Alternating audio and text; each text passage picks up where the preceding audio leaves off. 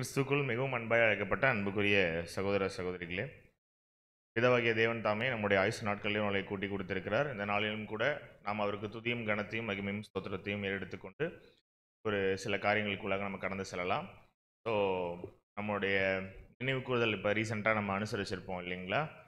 So அனுசரித்து அதுக்குண்டான தியானத்திற்குள்ளாக நீங்கள் கடந்து போயிருப்பீங்க அப்படின்னு சொல்லி விசுவாசிக்கிறோம்.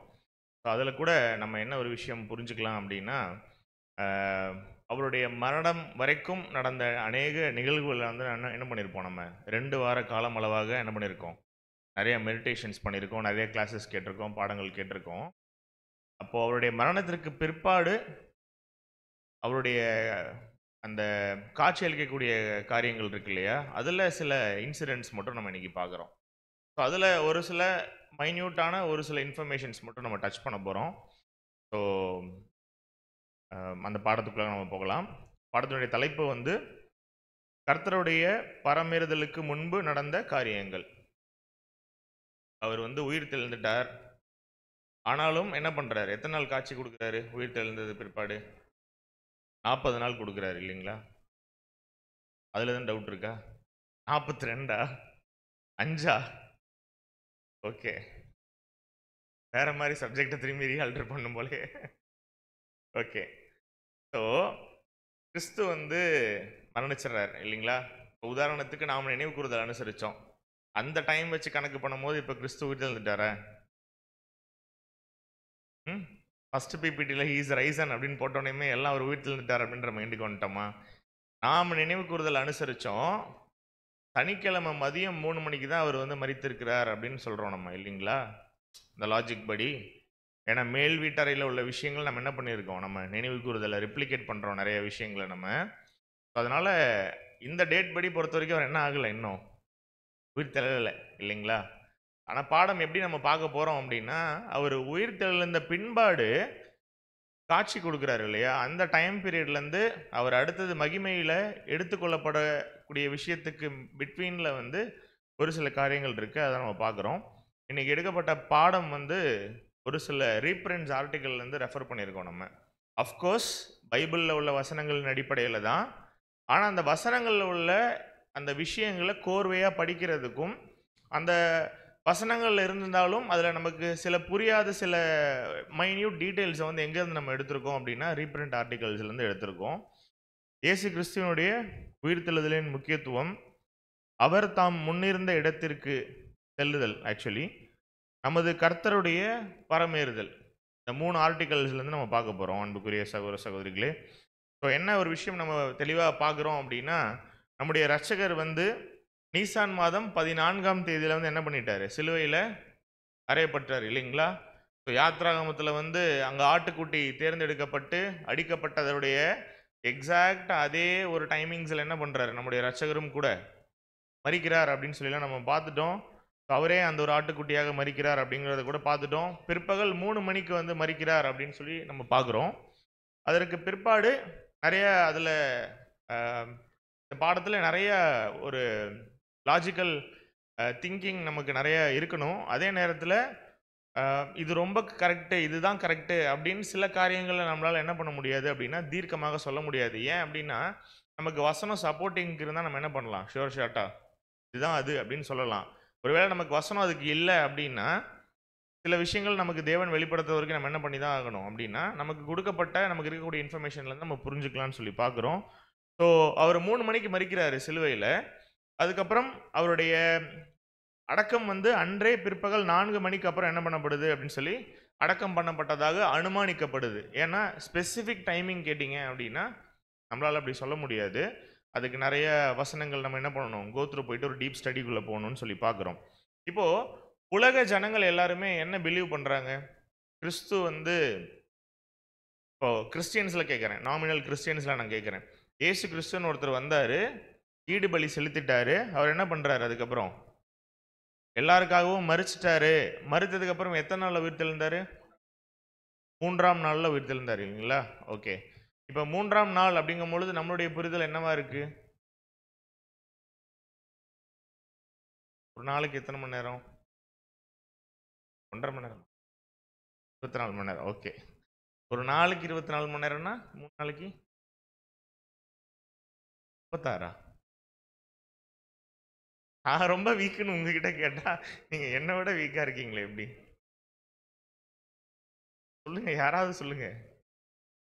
72. ஒருவேளை 3 கம்ப்ளீட் டேஸ், 3 நாள் அப்படின்னு சொல்லி யோசிக்கும் பொழுது கூட நம்ம அடிப்படை வேதாம வகுப்புல அநேக பாடங்கள் பார்த்துருக்கோம் இல்லைங்களா? ஒருவேளை இன்னைக்கு கிறிஸ்தவ மண்டலத்தில் சொல்லப்படுறது போல இயேசு கிறிஸ்து தான் கடவுள் அப்படின்னு சொல்லிட்டா, அந்த 3 நாள் அவர் மரித்திருந்த அந்த டைம்ல யார் இந்த உலகத்துக்கே கடவுளா இருந்திருப்பா?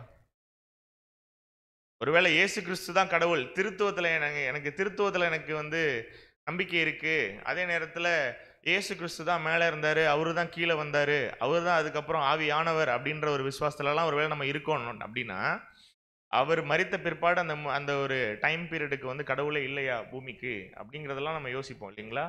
அடிக்கடி நம்ம சொல்லுவோம், அதுதான் திருத்துவ பாடத்துல கூட அப்பா வேற பையன் வேற, அதுல ரொம்ப நம்ம கிளியரா இருக்கணும். அந்த ஒரு பாயிண்ட்ல பரிசுத்தாவி பிதா கிட்ட இருந்து வரக்கூடிய வல்லமை, ஆள் தத்துவம் உள்ள ஒரு விஷயம் கிடையாது அப்படின்றத கூட பார்க்குறோம். இதுல நிறைய தியரிஸ் இருக்கு. எப்படின்னா, யோனாவின் வயிற்றில் இருந்தது போல மனுஷகுமாரனும் எப்படி இருந்தாரு அப்படின்னு சொல்லி இருக்கும் அப்படின்னா, இருந்தாருன்னு சொல்லி இருக்கும் கம்பேரிசன்ஸ்ல. இப்போ இதுக்கு என்ன ஒரு விளக்கம் கண்டுபிடிக்கலாம் அப்படின்னா, எக்ஸாக்டா 3 நாள் இருந்ததா அவர் மரித்து அவர் உயிர் தெழுறதுக்கு அப்படின்னு கேட்டிங்கன்னா, வசனத்தின்படி கிடையாது. அதுதான் உண்மை.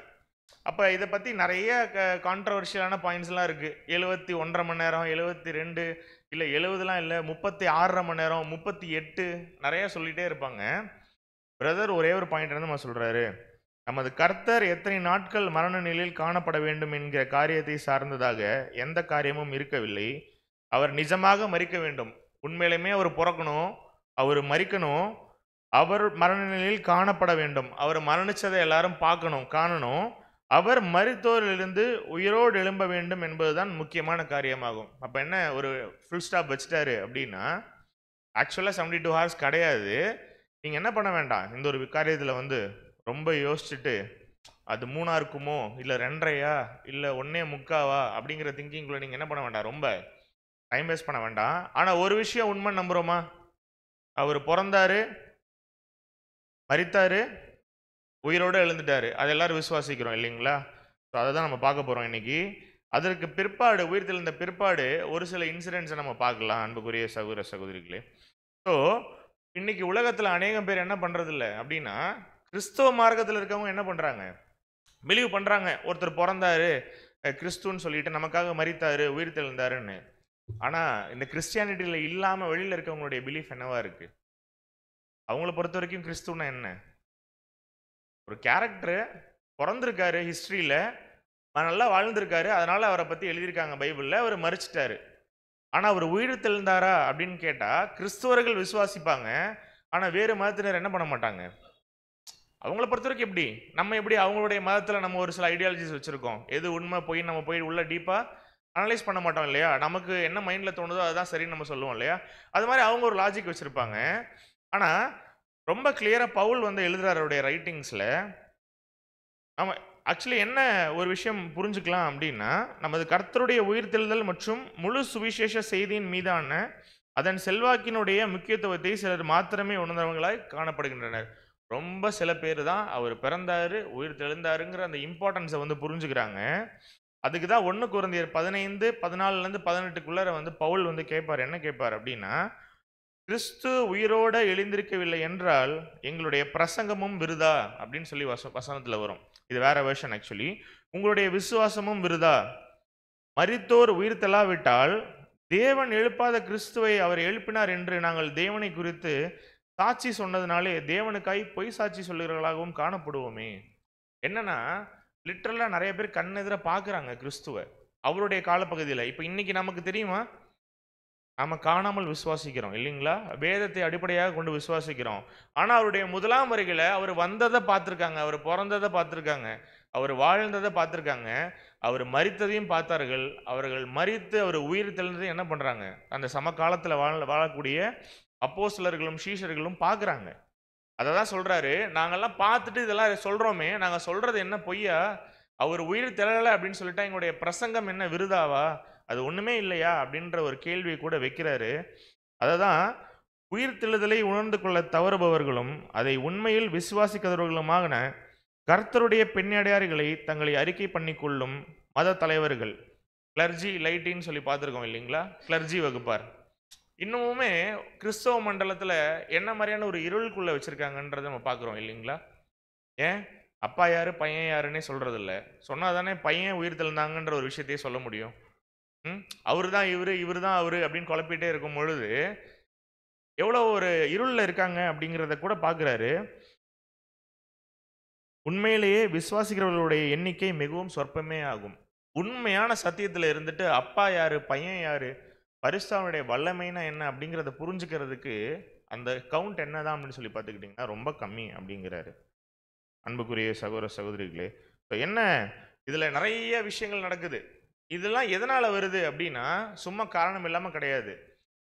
உதாரணத்துக்கு இப்போ இங்கே யாரோ ஒருத்தவங்க மரணிச்சிடுறாங்க அப்படின்னா அந்த மரணிச்சவங்களுடைய தடயமே தெரியாமல் உடனே சில நேரம் கிரிமட்டரியமில் வந்து என்ன பண்ணிடுவாங்க, அடக்கம் பண்ணிடுவாங்க, இல்லை எரிச்சிடுவாங்க பாடியை. எதனால? ஏதோ ஒரு சில ரீசன்ஸ் இருக்கலாம். அந்த காலத்தில் கிறிஸ்து மரிக்கும் பொழுது அப்போவே அந்த மாதிரியான ஒரு ட்ரையல்ஸ் இருந்தது அப்படின்னு சொல்லி பார்க்குறோம். என்ன ரீசன்? ஏதாவது இன்சிடென்ட் ஞாபகம் வருதா உங்களுக்கு? கிறிஸ்து உயிர் தெழலை அப்படிங்கிறத வந்து அந்த காலத்தில் வந்து ஒரு விஷயம் போலியாக பரப்புறதுக்கு ஒரு இன்சிடென்ட் நடந்தது பைபிளில். ஏதாவது இன்சிடென்ட்ஸ் ஞாபகம் வருதா அந்த மாதிரி உங்களுக்கு? கண்டிப்பாக பைபிளில் தான் இருக்குது. பார்க்குற பார்வையெல்லாம் பார்க்கும்பொழுது ஃபஸ்ட்டு டைம் சொல்லுங்கள் சிஸ்டர் கிட்ட போயிடுவாங்க அப்படின்னு சொல்லியிருப்பாங்க. ஆக்சுவலி என்ன இன்சிடென்ட் அதை பார்க்கலாம், வாசிக்கலாம். மத்திய 28:15.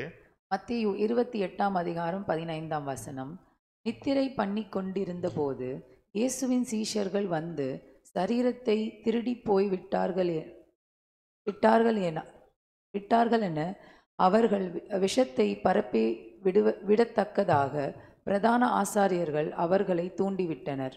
ஆக்சுவலி என்னன்னா, இயேசு கிறிஸ்து அடக்கம் பண்ணப்பட்ட கல்லறையோடைய கல் வந்து ஓப்பனில் இருக்கு. ஓகேங்களா? பூமி அதிர்ச்சியெல்லாம் உண்டாகுது.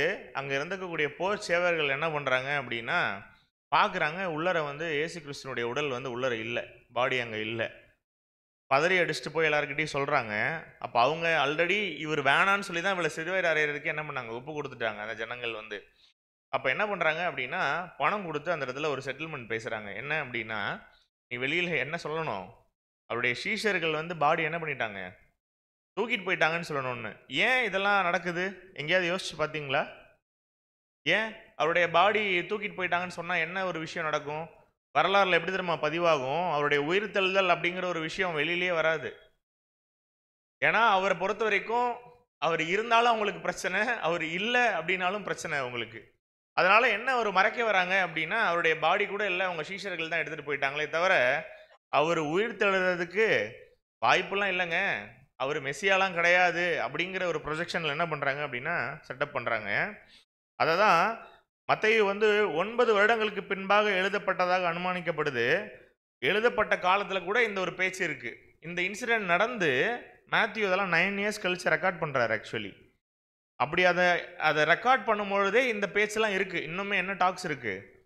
ஏசு கிறிஸ்துன்னு ஒருத்தர் இருந்தால் தெரியுமா, அவருடைய பாடி என்ன பண்ணிட்டாங்க, அவர் கூடயே சுற்றிட்டு இருந்தவருடைய சீஷர்கள் என்ன பண்ணிட்டாங்க, எடுத்துகிட்டு போயிட்டாங்களாம்பா அப்படிங்கிற ஒரு டாக்கு. ஏன் இப்படியே ஒரு டாக்கு 9 வருஷம் கழிச்சும் அந்த பேச்சு இன்னும் அந்த டைமில் இருக்குது அப்படின்னா யோசிச்சு பாருங்க, அங்கே இருக்கக்கூடிய எத்தனை ஜனங்கள் அவருடைய உயிர்த்தெழுதலை விசுவாசிச்சிருப்பாங்க அந்த காலத்தில் அப்படின்னு ஒரு கேள்வி தான். அதே நேரத்தில் அந்த 40 நாள் அளவில் எத்தனை டைம் காட்சி அளிச்சிருப்பாரு? டைம் குறைவானதுனால இதெல்லாம் நான் கேள்வி பதிலாக போடலை. பார்த்துட்டீங்க எல்லாரும் ஸ்லைடு இல்லையா? கான்ஃபிடென்ட்டாக சொல்கிறீங்க 11 டைம்ஸ்ன்னு. மாற்ற மாட்டீங்களே கடைசி வரைக்கும்? அதையும் போட்டிருக்கேன் கீழே, அதையும் பார்த்துருங்க அப்படின்னு. ஆக்சுவலி 11 இன்சிடென்ட்ஸ் வந்து பைபிளில் ரெக்கார்ட் ஆகிருக்கு ஏசு கிறிஸ்து காட்சி அளித்த மாதிரி. அதில் வந்து 9 டைம் வந்து அந்த 4 சுவிசேஷங்கள்லேருந்து இருக்குது. மத்தேயு, மார்க்கு, லூக்கா, யோவானில் 2 இன்சிடென்ட் வந்து பவுல் வந்து எழுதுறார், ரொம்ப அழகாக எழுதுறார். அப்போது இதில் என்ன ஒரு விஷயம் நம்முடைய 7ஆம் தூதன் வந்து நமக்கு விளக்கங்கள் கொடுக்குறாரு அப்படின்னா, 11 இடத்துல பைபிளில் ரெக்கார்ட் ஆயிருந்தாலும் ஆனால் அந்த 11 இன்சிடென்ட்ஸில் ஏதோ ஒரு 1-2 இன்சிடென்ட்ஸ் எப்படி இருக்குது, ஒவ்வொருத்தரும் ஒவ்வொரு கோணத்தில் எழுதுறாங்க இல்லையா? ஆர்த்தர்ஸ் எழுதும் பொழுது சேம் இன்சிடென்ட்ஸு, ஆனால் டிஃப்ரெண்ட்டான வேர்ட்ஸ் பயன்படுத்தி இருக்கிறதுனால நமக்கு எப்படி தோணும் சில நேரம் இல்யூஷனா, வேற வேற போல, இது யாரோ அது யாரோ போல அப்படின்னு தோணும். அந்த 11 இன்சிடென்ட்டையும் இப்போ பார்க்க போகிறோம். அதனால எல்லாரும் உற்சாகத்துடன் என்ன பண்ணுங்க, ஒவ்வொரு இன்சிடெண்ட்டாக கவுண்ட் பண்ணிட்டே வாங்க. சரியா? வாசிக்கலாம். அந்த ஒரு நான் பாயிண்ட்ல வந்துடுறேன் டைரக்டா. ஃபர்ஸ்ட் வந்து அந்த இன்சிடென்ட்ல வந்து யாரை பார்க்குறாங்க அப்படின்னா, யாரை ஃபர்ஸ்ட் உயிர்த்தெழுந்த பிற்பாடு சந்திக்கிறாரு? மகதலேனா மரியாள் இல்லையா? மேரி மேக்தலின். ஸோ அவர் எதற்காக வந்து உயிரோட இருக்கணும்னு காண்பிக்கணும் முதல்ல. அவர் தான் ரட்சகர், ஈடுபலி செலுத்திட்டாரு. உயிர் தெழுந்தோடனே அப்படியே மகிமையில போயிருக்கலாம்ல அவரு. ஏன் 40 நாள் காட்சி கொடுக்கணும்? காரணம் என்ன அப்படின்னா, எல்லாரும் என்ன நம்பிட்டு இருந்தாங்க தெரியுமா? அவர் ஒரு ராஜாவா வருவாரு, எல்லாத்தையும் மாத்த போறாரு அப்படின்னு நினைச்சிட்டு இருந்த பொழுது, அவரை பிடிச்சி வாரநாள் அடிச்சு அவரை வந்து சிலுவையில் அரைஞ்சு ஒரு சாதாரண மனுஷனை போல, ஒரு பாவியை போல, ஒரு சபிக்கப்பட்ட நிலைமையில அவரை மரத்துல போடவும், நம்மளா இருந்தா யோசிச்சு பாருங்களேன். நம்மளை யாராவது வழி நடத்திட்டு போயிட்டு இருக்காங்க. இன்னைக்கு கிறிஸ்தவ மண்டலம் அப்படிதான் இருக்கு இல்லைங்களா? என்ன எந்த பாஸ்டர் வந்து வழி நடத்துறாரோ அந்த பாஸ்டரை அப்படியே பார்த்துட்டே இருப்பாங்க. ஒருவேளை அந்த பாஸ்டரை யாராவது சிலுவையில் அரைஞ்சிட்டு அடுத்த நாள் அந்த சபை நடக்குமா? அந்த இடத்துல நடக்கும். வேற யாரும் அங்கேயே ஒரு பாஸ்டர் உருவாயிருப்பாரு புதுசா இல்லையா? நீங்க யோசிக்கிற அளவுக்கு ஒன்றும் இல்லை. ஆனா யோசிச்சு பாருங்க, ரொம்ப ஃபெய்த் வச்சிருந்தாங்க. அவர் என்னமோ ஒரு பெரிய ஏர்த்லி பிளெஸிங்ஸ் கொடுக்க போறாரு ராஜாவா வந்து, நம்ம எல்லாருமே அவருடைய சிங்காசனங்கள்ல அப்பயே அமர போறோங்கிற ஒரு எண்ணத்துல இருக்கும் பொழுது அவரை வந்து கொண்டுட்டாங்க. அவர் மறிச்சிட்டார் அப்படிங்கும் பொழுது அவங்களுடைய மென்டாலிட்டி எப்படி இருக்கும்? என் நிமித்தம் நீங்க பூமியின் கடைசி பரியந்தம் சாட்சிகளா இருப்பீங்கன்னு சொல்லிட்டாரு. எப்படி சாட்சிகளா இருப்பாங்க? திடீர்னு போயிட்டாரு இல்லைங்களா? நைட்டு சாப்பிட்டுட்டு இருக்காரு கூட உட்காந்து அவங்களோட. அடுத்த நாள் அவரே இல்லை. அப்படிங்கும் பொழுது அவங்களுடைய மனசு எப்படி இருக்கும்? எல்லாம் தெரிச்சு ஓடுறாங்க இல்லையா? எல்லாரும் மறுதளிக்கிறாங்க. அவர் டைம்ல, அவரோட என் டைம்ஸ்ல அவர் கூட இருந்தவங்க யாருமே அவர் கூட இல்லை அப்படின்னு சொல்லி கூட நம்ம பார்க்குறோம். அப்ப திரும்பியும் இவங்கெல்லாம் எப்படி சேர்ந்து ஊழியம் பண்ணியிருப்பாங்க அப்படின்னா, அவங்கள பலப்படுத்தணும், ராஜ்யத்தினுடைய சுவிசேஷம் சொல்லணும். பிரதர் கூட இப்போ சப்ஜெக்ட்ல சொன்னார் இல்லைங்களா? அதனால என்ன பண்றாரு அப்படின்னா, தெளிவான திருஷ்டாந்தங்கள்னாலே அவர்களுக்கு தம்மை உயிரோடு இருக்கிறவராக காண்பித்தார். உயிரோடு இருந்தாரா? உயிரோடு இருக்கிறவராக என்ன பண்றாரு? காண்பிக்கிறாரு. நல்லா புரிஞ்சுக்கணும். அவர் உயிர் தெழுந்த பிற்பாடு எப்படி இல்லை? மாம்ச சரீரத்தில் அவர் இல்லை. ஸோ நமக்கு அநேக கேள்விகள் இந்த டைம்ல மைண்ட்ல இருந்தாலும் போக போக பார்க்கலாம். அப்போ என்ன ஆகுது அப்படின்னு சொல்லி பார்த்தீங்கன்னா, மகதலேனா மரியாளை வந்து ஃபர்ஸ்ட் பார்க்குறாங்கன்னு சொல்லி பார்க்குறோம். இன்னைக்கு கூட இயேசு கிறிஸ்துவை கூட அதிகமாக நேசிச்சிட்ட ஒரு ஸ்திரீகளில் யார் அதிகமாக இருப்பாங்க அப்படின்னு சொல்லி பார்த்துட்டிங்கன்னா, மேரி மேக்தலின் கண்டிப்பாக ஒரு லிஸ்ட்டில் இருப்பாங்கன்னு சொல்லி பார்க்குறோம். ஸோ அதிகாலமே போகிறாங்க. இதெல்லாம் கூட நம்ம அந்த 3 மேரின்ற கூட சப்ஜெக்ட்ஸில் கூட என்னென்ன ரீசன்ஸ்னால் நம்ம பார்த்துருப்போம் இல்லைங்களா? யாராவது போவாங்களா கல்லறைக்கு? சுடுகாட்டு காலையில் போவாங்களா? 3 மணிக்கு அதிகாலமே போகிறாங்கன்னா என்ன மாதிரியான ஒரு லவ் இருக்கணும் மேலே? யோசிச்சு பாருங்க இல்லைங்களா? ஸோ போகிறாங்க. அதே நேரத்தில் அவர் இல்லாததை பார்த்துட்டு என்ன பண்ணுறாங்க அப்படின்னா, திரும்பியும் ரிட்டர்ன் ஓடுறாங்க. பேதுருட்டையும் யோவான்ட்டையும் சொல்கிறதுக்காக போகிறாங்க அப்படின்னு சொல்லி பார்க்குறோம். ஸோ அதனால் இது ஒரு இன்சிடெண்ட். இது ஃபஸ்ட்டு காட்சி அளிக்கிறார். ஆனால் இது எவ்வளோ பிளெஸிங்னு யோசிச்சு பாருங்களேன். ஒரு ஸ்திரீ, அந்த ஸ்திரீக்கு காட்சி அளிக்கிறாரு. கூட எவ்வளவோ பேர் அவர் கூட பிரயாணம் பண்ணிட்டாங்க. ஆனாலும் அந்த வாய்ப்பு யாருக்கு கிடைச்சது? மகதலேனா மரியாளுக்கு இல்லைங்களா? இன்னைக்கும் கிறிஸ்தவ மண்டலத்தில் எத்தனையோ சகோதர சகோதரிகள் இருக்கலாம், எத்தனையோ பேர் இருக்கலாம், பைபிள் கையில் வச்சிருக்கலாம். ஆனால் தேவன் அவருடைய விசேஷித்த பிள்ளைகளுக்கு மட்டும் தான் என்ன பண்ணிட்டு இருக்காரு அப்படின்னா, அவருடைய வெளிச்சத்தை கொடுத்துட்டு இருக்காரு அப்படிங்கிறத நம்ம எல்லாருமே புரிஞ்சுக்கணும். ஸோ ரெண்டாவது ஒரு இன்சிடென்ட் பார்க்கலாம். To the woman returning from the tomb. இது என்ன அப்படின்னா, இப்போதான் நம்ம கிளியராக ஒரு கிளாரிட்டிக்குள்ளே வரணும் இல்லைங்களா? என்ன அப்படின்னா, சில எங்கெங்கெல்லாம் அந்த வசனம் ரெக்கார்ட் ஆயிருக்கு அப்படிங்கிறதையும் நான் அங்கங்கே போட்டிருக்கேன் ரெட் கலரில், உங்களுடைய புரிதலுக்கு படிக்க வேண்டாம். ரெண்டாவது யார் பார்க்குறா அப்படின்னா, அநேக ஸ்திரீகள் சந்திக்கிற மாதிரி இருக்கும் வசனம் வந்து. எங்க? மத்திய 28 8லேருந்து 10. நீங்கள் வீட்டில் ஃப்ரீயாக இருக்கும்போது வேர்சஸ் எல்லாம் நோட் பண்ணிவிட்டு நீங்கள் வாசிச்சு பாருங்க.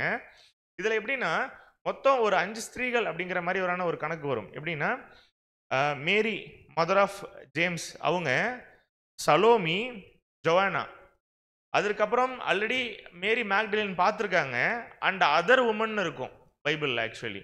ஸோ மொத்தம் ஒரு 5 ஸ்திரீகள் வந்து சந்திக்கிற மாதிரியான ஒரு சூழல் இருக்கும். அப்போ தான் என்ன பண்ணுறாங்க அப்படின்னா, பிற்பாடு மற்ற ஸ்திரீகள் காரியங்களை விசுவாச வீட்டாருக்கு அறிவிக்கத்தக்கதாக போய் கொண்டிருக்கும் வழியில் இவர்களுக்கு கர்த்தர் எதிர்பட்டார். அடுத்த இன்சிடென்ட், உயிர்த்தெழுந்த பிற்பாடு ரெண்டாவது இன்சிடென்ட்ல பார்க்குறாரு. பார்த்துட்டு என்ன பண்ணுறாரு? அவங்ககிட்ட என்ன சொல்கிறாரு? சைட்லையாவது பார்த்து படிங்களேன், தலையெல்லாம் தொங்கியே இருக்கு. All Hale, சந்தோஷப்படுங்கள். வாழ்த்துவதற்குரிய இந்த கிரேக்க வார்த்தைகள் என்ன பண்றாரு, சொல்றாரு சந்தோஷப்படுங்கள் அப்படிங்கிறாரு. ஏன் சந்தோஷப்படணும் அவங்க? ஆ நான் உயிர் தெழுந்துட்டேன், உயிர் தெழுதல்னு ஒரு விஷயம் இருக்குங்கிறத அவங்க என்ன பண்ணி ஆகணும், விட்னஸ் பண்ணணும் அங்க இருக்கக்கூடிய சகோதர சகோதரிகளுக்கு. ராஜ்யத்தினுடைய வேலை இன்னும் நிறைய இருக்கு அப்படிங்கிறதுனால தான் அங்க கூட நிறைய பேர் கேட்பாங்க, ஏன் வந்து அவங்க ஹக் பண்ண வரும்போதெல்லாம் இவர் அலோவ் பண்ணல அப்படின்னா, காரணம் என்ன, அந்த லவ்வை ஷேர் பண்றதுக்கு உண்டான டைம் இது இல்லை. நீ என்ன பண்ணுங்க, ஃபர்ஸ்ட் போயிட்டு இந்த விஷயத்தை நீங்க சொல்லுங்க, மற்றவங்களுக்கு தெரியப்படுத்துங்க அப்படிங்கிற ஒரு மீனிங்ல தான் என்ன பண்ணுவார் அப்படின்னா, என்னை நீ தொடாத அப்படின்வார். ஸோ இந்த ஒரு விஷயம் கூட பார்க்கலாம். ஏன்னா உயிர்த்தெழுதலின் நற்செய்தியை பரப்ப வேண்டிய கடமையை இவர்களுக்கு நினைப்பூட்டினார். இவங்க போய் ஃபர்ஸ்ட் என்ன பண்ணணும், இவர் உயிர்த்தெழுந்துட்டாருன்னு சொல்லணும். சந்தோஷம் இருக்கும் தான் மைண்டில், ஆனால் என்ன மாதிரியான ஒரு பாக்கியம் பாருங்க உங்களுக்கு கிடைச்சிருக்கு அப்படின்னு சொல்லிட்டு. அடுத்தது இதில் கூட நமக்கு என்ன ஒரு பாடம் அப்படின்னா, கர்த்தரை கண்டுபிடிப்பது அப்படிங்கிறது சத்தியத்தை உணர்ந்து கொண்ட பிற்பாடு சத்தியத்துக்காக ஊழியம் புரியும் மாபெரும் ஸ்லாக்கியனத்தை நாம் பெற்றிட அனுமதிக்கப்பட்டிருக்கோம். உண்மையான சத்தியத்தை கையில் வாங்கிட்டோமா, வாங்கினா நமக்கு எல்லாருக்குமே எவ்வளோ சந்தோஷம் இருக்கும். ரொம்ப சந்தோஷமாக இருக்குது பிரதர். சண்டே இங்கே வரும்பொழுது நானும் பேர் கிறிஸ்துவ சபைகளுக்கெல்லாம் போயிட்டு இருக்கும்போது இந்த ஒரு ஹாப்பினஸ் எனக்கு கிடைக்கவே இல்லை பிரதர். இங்கே வரும்போது எனக்கு ரொம்ப ஹாப்பியாக இருக்குது அப்படின்னு எத்தனை பேர் ஃபீல் பண்ணுறீங்க? ஒருத்தருக்கு கூட அந்த ஃபீலிங் இல்லையா? தனியாக நான் ஃபீல் பண்ணிட்டு இருக்கேன்னா? ஓகே, நிறைய பேருக்கு அந்த ஃபீலிங் இருக்குது. ஃபீல் பண்ணுற நம்மளை பார்த்து தான் சொல்கிறாரு, ரொம்ப ஃபீல் பண்ணி இங்கேயே உட்காந்துருக்காதீங்க. எப்படி நம்ம நிறைய விஷயங்களை போய் மற்றவங்களுக்கு தெரிவிக்கணும் இல்லையா? எப்படி அந்த ஸ்திரீகளுக்கு வந்து நினைப்பூட்டுறாரு, உயிர்த்தெழுதலில் போய் நீங்கள் சொல்லுங்கள் மற்றவங்களுக்குன்னு. அது மாதிரி உண்மையான சத்தியத்தை கையில் பெற்றுக்கொண்ட நாம் என்ன பண்ணக்கூடாது, உடனே ரொம்ப சந்தோஷமாகி கிளவுட் நைனுக்கு போயிட்டு ரொம்ப உற்சாகமாகி நான் இருக்கிறது தான் உண்மையான சத்தியம் அப்படின்னு சொல்லிட்டு எனக்குள்ளேயே நான் அப்படியே வச்சுக்கிட்டு நான் இருக்கிறது தான் உண்மையான சத்தியம், ரொம்ப ஹாப்பியாக இருக்குது, சண்டே ரொம்ப அருமையாக இருக்குது. அது இல்லை. கேட்ட சத்தியத்தை போய் என்ன பண்ணணும், மற்றவங்களுக்கு சொல்லணும் அப்படிங்கிறத கூட பார்க்குறோம். என்ன அப்படின்னா இதை தான் வந்து சொல்கிறாரு, நாம் மகிழ்ச்சி கொள்ள வேண்டும், இப்படியாக கர்த்தருக்கும் விசுவாச வீட்டாருக்கும் ஊழியம் புரிபவன் இறுதியில் நிச்சயமாய் மாபெரும் ஆசீர்வாதத்தை அடைவான் அப்படிங்கிற ரைட்டிங்ஸ் இருக்கு. நம்ம எத்தனை பேர் சொல்லுவோம்? யோசிச்சு பாருங்க. வேலை செய்கிற இடத்துல சத்தியம் சொல்லுவோமா? எப்படி என் மேனேஜர்கிட்ட போயிட்டு சொல்றது இதை நான் யோசிப்போம்ல சில நேரம். காலேஜஸில் கொலீக்ஸ், ஃப்ரெண்ட்ஸ், எத்தனை பேர் சொல்லுவோம்? நம்ம சொல்லணுங்கிறாரு. நல்ல உண்மையான சத்தியம்னு கண்டுபிடிச்சிட்ட, வெளியில் இது கிடைக்காதுன்னு கண்டுபிடிச்சிட்ட, உன்னோட கடமை என்ன, அதை பற்றி நீ சொல்லணும். கண்டிப்பாக மற்றவங்களுக்கு இன்ஃபார்ம் பண்ணணும் அப்படிங்கிறதான். அவங்க வராங்க வரலங்கிறது ரெண்டாவது விஷயம். சத்தியத்தில் வராங்களோ வரலையோ நம்முடைய கடமை என்ன, சொல்லணும் அப்படிங்கிறத கூட பார்க்குறோம். அடுத்தது யாரை பார்த்துருப்பாரு?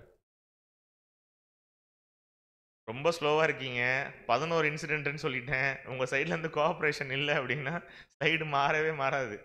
யாரை பார்த்துருக்கலாம்? அடுத்தது சஜஷன்ஸ் தான் கேட்குறேன், எக்ஸாக்டாக சொல்லுங்கன்னு கேட்கல. யாரை பார்த்துருக்கலாம்? பேதுரு, வேற யோவான். 11க்கு அப்புறம் நான் 2-3 ஸ்லைடு ஆட் பண்ணும் போலயே எக்ஸ்ட்ரா. சரி, ஓகே. அதாவது வாசிக்கலாம் லூக்கா 24 அந்த ஹைலைட் பண்ணப்பட்ட வசனங்கள் மட்டும். லூக்கா 24ஆம் அதிகாரம் 13 முதல் 32. வாசிக்க வேண்டாம், ஹைலைட் பண்ணது மட்டும். எம்மாவு என்னும் கிராமத்திற்கு போன 2 நண்பர்களின் விஷயத்திலும் காணப்பட்டது. எம்மாவு சீடர்கள்னு சொல்லிட்டு பைபிளில் படிச்சிருப்போம் இல்லைங்களா? நம்ம எல்லாம் அநேகம் பேருக்கு இந்த 2 சீடர்கள் யாரு அப்படின்னே தெரியாது. ஆக்சுவலி வசனம் டைரக்டாகவே இருக்கும், கிளையோபாஸ் அப்படின்னு சொல்லிட்டு. ஃபுல்லாக அந்த இன்சிடென்ட்லாம் படிச்சிங்கன்னா ஒரு ஐடியாவாக இருக்கும். கூட யார் அப்படி இருக்காருன்னா பீட்டரும் இருக்கார், பேதுருவும் இருக்கார் இல்லைங்களா? ஸோ இந்த எம்மாவு சீடர்கள் இந்த 2 பேருக்கு வந்து காட்சி அளிக்கிறாரு. ஆக்சுவலி ரிவீல் பண்ணுறாரா நான் தான் இயேசு கிறிஸ்து அப்படிங்கிறத அப்படின்னு சொல்லும் பொழுது இல்லை. இயேசு இந்த வாய்ப்பினை தம்மை பற்றியதான தீர்க்க தரிசனங்களை அமைதியாகவும் கவனமாகவும் நிதானமாகவும் அழுத்தமாகவும் மிக தெளிவாகவும் அவர்களுடைய விவாதிக்கத்தக்கதாக அல்லது ஆராயத்தக்கதாக பயன்படுத்தினார்.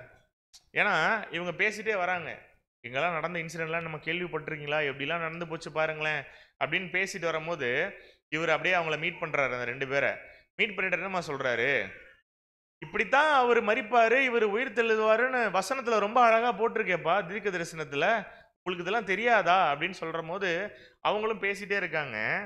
இதன் நிமித்தம் அவர்கள் ஸ்திரீகளால் அறிவிக்கப்பட்ட காரியங்கள் உண்மையிலே மெய்யாக இருப்பதற்கு வாய்ப்புண்டு என்று எண்ண ஆரம்பித்த போது அவருடைய இருதயங்கள் அவர்களுக்குள் கொழுந்து விட்டு எரிந்தது. சொல்லிட்டு அவர் போயிடுறாரு. ஆக்சுவலி ரியலைஸ் பண்ணிடுறாங்க, இவர் தான் உயிர்த்தெழுந்த ரட்சகர் அப்படிங்கிறத தெரிஞ்ச உடனே அவங்க மனசு எப்படி ஃபீல் பண்ணுது? கொழுந்து விட்டு எரியுது. நாம கேட்டதெல்லாம் உண்மை, நம்ம கிட்ட அந்த ஸ்திரீகள் சொன்ன சம்பவங்கள் எல்லாமே உண்மை அப்படிங்கிற நியூஸ் உங்களுக்கு வரும்பொழுது அவங்களுக்கு எவ்வளோ பெரிய ஒரு விஷயம், அவங்க ஹார்ட் எப்படி இருந்திருக்கும். இவங்க இந்த இருதயம் கொழுந்து விட்டு எரிந்தது அப்படின்னா எப்படி அதை எக்ஸ்பிரஸ் பண்றது? ஆக்சுவலி ரொம்ப மகிழ்ச்சி. நம்ம உயிர்த்தெழுதல் விசுவாசிக்கிறோம் இல்லையா? நாம் நேசித்த நாம் இழந்துட்ட நம்முடைய அருமையான உறவுகள் இந்த உயிர்த்தெழுதல் உண்மை அப்படிங்கிறத நம்பி திரும்பி வந்துட்டாங்க அப்படிங்கிற ஒரு விஷயத்த நம்மளால கண்ணில் பார்க்க முடியுதுன்னா நமக்கு எப்படி ஒரு ஹாப்பினஸ் இருக்கும்? அந்த மாதிரியான ஒரு ஒரு டிவைன் ஹாப்பினஸ் அவங்களுக்குள்ள இருந்திருக்கும் இல்லைங்களா எம்மாவு சீடர்களுக்கு. அதுதான் பார்க்குறோம் அன்புக்குரிய சகோதர சகோதரிகளே. அவங்களுக்கு அந்த தீர்க்க தரிசனம் வேதத்தில் உள்ள காரியங்கள் எல்லாத்தையும் எக்ஸ்பிளைன் பண்ணுற வரைக்கும் அவர் என்னவே பண்ணலை. அவரு தான் மெஸ்ஸியாங்கிறத என்ன பண்ணல, ரிவீலே பண்ணல. ஃபுல்லத்தையும் சொல்கிறாரு அப்படின்னு சொல்லி பார்க்குறோம். ஸோ இது ஒரு இன்சிடென்ட் மைண்டில் வச்சுக்கோங்க. அடுத்தது யாரை பார்த்துருக்கலாம்? Peter Simon. அதனால தான் நம்ம சொல்கிறோம் 11 இன்சிடென்ட்ஸு சிமிலராக இருக்கிற மாதிரி கூட இருக்கும் நமக்கு சில விஷயங்களில். கர்த்தர் மெய்யாகவே உயிர்த்தெழுந்து சீமோனுக்கு தரிசனமானார் என்று அவர்கள் சொல்ல கேட்டு அப்படின்னு சொல்லியிருக்கோம். பவுல் கூட ஒரு இடத்துல ரெக்கார்ட் பண்ணுறாரு 1 கொரிந்தியர் 15:5 கேபாவுக்கும் பின்பு 12 தரிசனமானார் அப்படின்னு சொல்லியிருக்கோம். செப்பரேட் இன்சிடென்ட்ஸ் மாதிரி கோட் பண்ணுவாங்க. அதை தான் இதை என்ன சொல்கிறாங்க அப்படின்னா, இந்த இன்சிடென்ட் கூட எந்த இன்சிடெண்ட்டாக இருக்கலாம், அந்த எம்மாவு பக்கத்தில் நடந்த ஒரு விஷயமா கூட இருக்கலாம் அப்படின்னு சொல்லி சொல்கிறாங்க. அதே நேரத்தில் சில பேர் என்ன விசுவாசிக்கிறாங்க அப்படின்னா, இயேசு கிறிஸ்து பிரைவேட்டாக பீட்டரை பார்த்துருக்கலாம் அப்படின்னு கூட சொல்கிறாங்க. அன்புக்குரிய சகோதர சகோதரிகளே, ஏன் காட்டிகிட்டே இருக்காரு அவங்க கிட்ட அப்படிங்கும் பொழுது அதை தான் அப்போஸ்தலர் 1:3 வாசிக்கலாம் கடைசியில். அப்போஸ்தலர் 1:3 அவர் சிலுவையில் பாடுபட்ட பின்பு 40 நாட்கள் வரை அப்போஸ்தலர்களுக்கு தரிசனமாகி தேவனுடைய ராஜ்யத்திற்குரியவைகளை அவர்களோடு பேசி அநேக தெளிவான ஆதாரங்களினாலே அவர்களுக்கு தம்மை உயிரோடு இருக்கிறவராக காண்பித்தார். என்னன்னா அடிக்கடி காட்டிக்கிறாரு தான் உயிரோடு இருக்கிற மாதிரி அநேக இன்சிடென்ட்ஸில். எதனால அப்படின்னா அவங்க அதை பிலீவ் பண்ணணும் அப்படிங்கிற அந்த ஒரு விஷயம் தான் அவர் மைண்டில் இருந்தது. அதே நேரத்தில் அவங்கள தேற்றணும், அவங்க தான் அதுக்கப்புறம் ராஜ்யத்தின் சுவிசேஷங்களை ஃபுல்லாக என்ன பண்ணணும், உலகம் ஃபுல்லாக சொல்லணும் அப்படிங்கிறதுனால அந்த விஷயத்தில் ரொம்ப காஷியஸாக இருந்தார் அப்படின்னு சொல்லி கூட பார்க்குறோம். நம்மளா இருந்தால் என்ன பண்ணியிருப்போம்? எல்லாத்தையும் வழியில் ஓட்டதெல்லாம் என்ன பண்ணிட்டு இருக்க முடியாது, பார்த்துட்டு இருக்க முடியாது. ஒரு இடம் சொல்கிறேன், அங்கே எல்லாரும் வந்துருங்க, என்ன பண்ணிடலாம், ஒட்டு மொத்தமாக எல்லாருக்கும் நான் காட்சி அளிக்கிறேன், எல்லாரும் ஒரே டைம் பார்த்துட்டு என்ன பண்ணிடுங்க, எல்லா இடத்துக்கும் போய் என்னோட ஊழியத்தை சொல்ல ஆரம்பிச்சிருங்க அப்படின்னுல. அவர் அந்த மாதிரிலாம் பண்ணல. ஒவ்வொருத்தருக்கு ஏற்ற மாதிரி என்ன பண்ணுறாரு, அந்த இடத்துல ரியாக்ட் பண்ணுறாரு. சில நெசசிட்டிஸ் இருந்திருக்கு அவங்களுக்கு இல்லைங்களா, அதை நம்ம பின்னாடி வரும்போது பார்க்கலாம். ஸோ அடுத்தது எங்கே மீட் பண்ணுறாங்க அப்படின்னா 10 டிசைபிள்ஸ் இன் லாக்டு ரூம். இது 5வது ஒரு காட்சி அவர் அளிக்கக்கூடியது. வாசிக்கலாம் அந்த ஹைலைட் பண்ணதை மட்டும். அன்றைக்கு மலையில் கதவுகள் பூட்டப்பட்டிருக்கும் போதே எருசலேமில் மாடி வீட்டிற்குள் காணப்பட்ட கூட்டத்திற்காருக்கு முன் கர்த்தர் தோன்றினார். ஆக்சுவலி அங்கே என்ன பண்ணுறாங்க அப்படின்னா எல்லாருமே க்ளோஸ்ட் ரூமில் உட்காந்து பேசிகிட்டு இருக்காங்க. ஏன் தெரியுமா க்ளோஸ்ட் ரூமில் இருக்காங்க? அவங்க இன்னும் அந்த அதிர்ச்சியிலேருந்து மீளவே கிடையாது. ஏன்னா இவர் கூட யாரெல்லாம் சுற்றிட்டு இருந்தாங்களோ எல்லாருக்கும் இந்த நிலைமை வந்துடும் அப்படின்னு சொல்லிட்டு பயந்துருந்தாங்க அநேகம் பேர். நிறைய பேர் துக்கத்தில் இருந்தாங்க, நிறைய பேர் அழுதுட்டு இருந்தாங்க. இப்போ உதாரணத்துக்கு இங்கே இருக்கக்கூடிய சகோதரனை நீங்கள் எங்களுடைய கொள்கைக்கு எதிராக நீங்கள் அவிஞ்சக்கரையில் ஐயாவு காலனியில் பேசிகிட்டு இருக்கீங்கன்னு சொல்லிட்டு இங்கே ஒருத்தரை கூப்பிட்டு போயிட்டு கொண்டுட்டாங்க இப்போது சத்தியம் பேசினதுக்காக.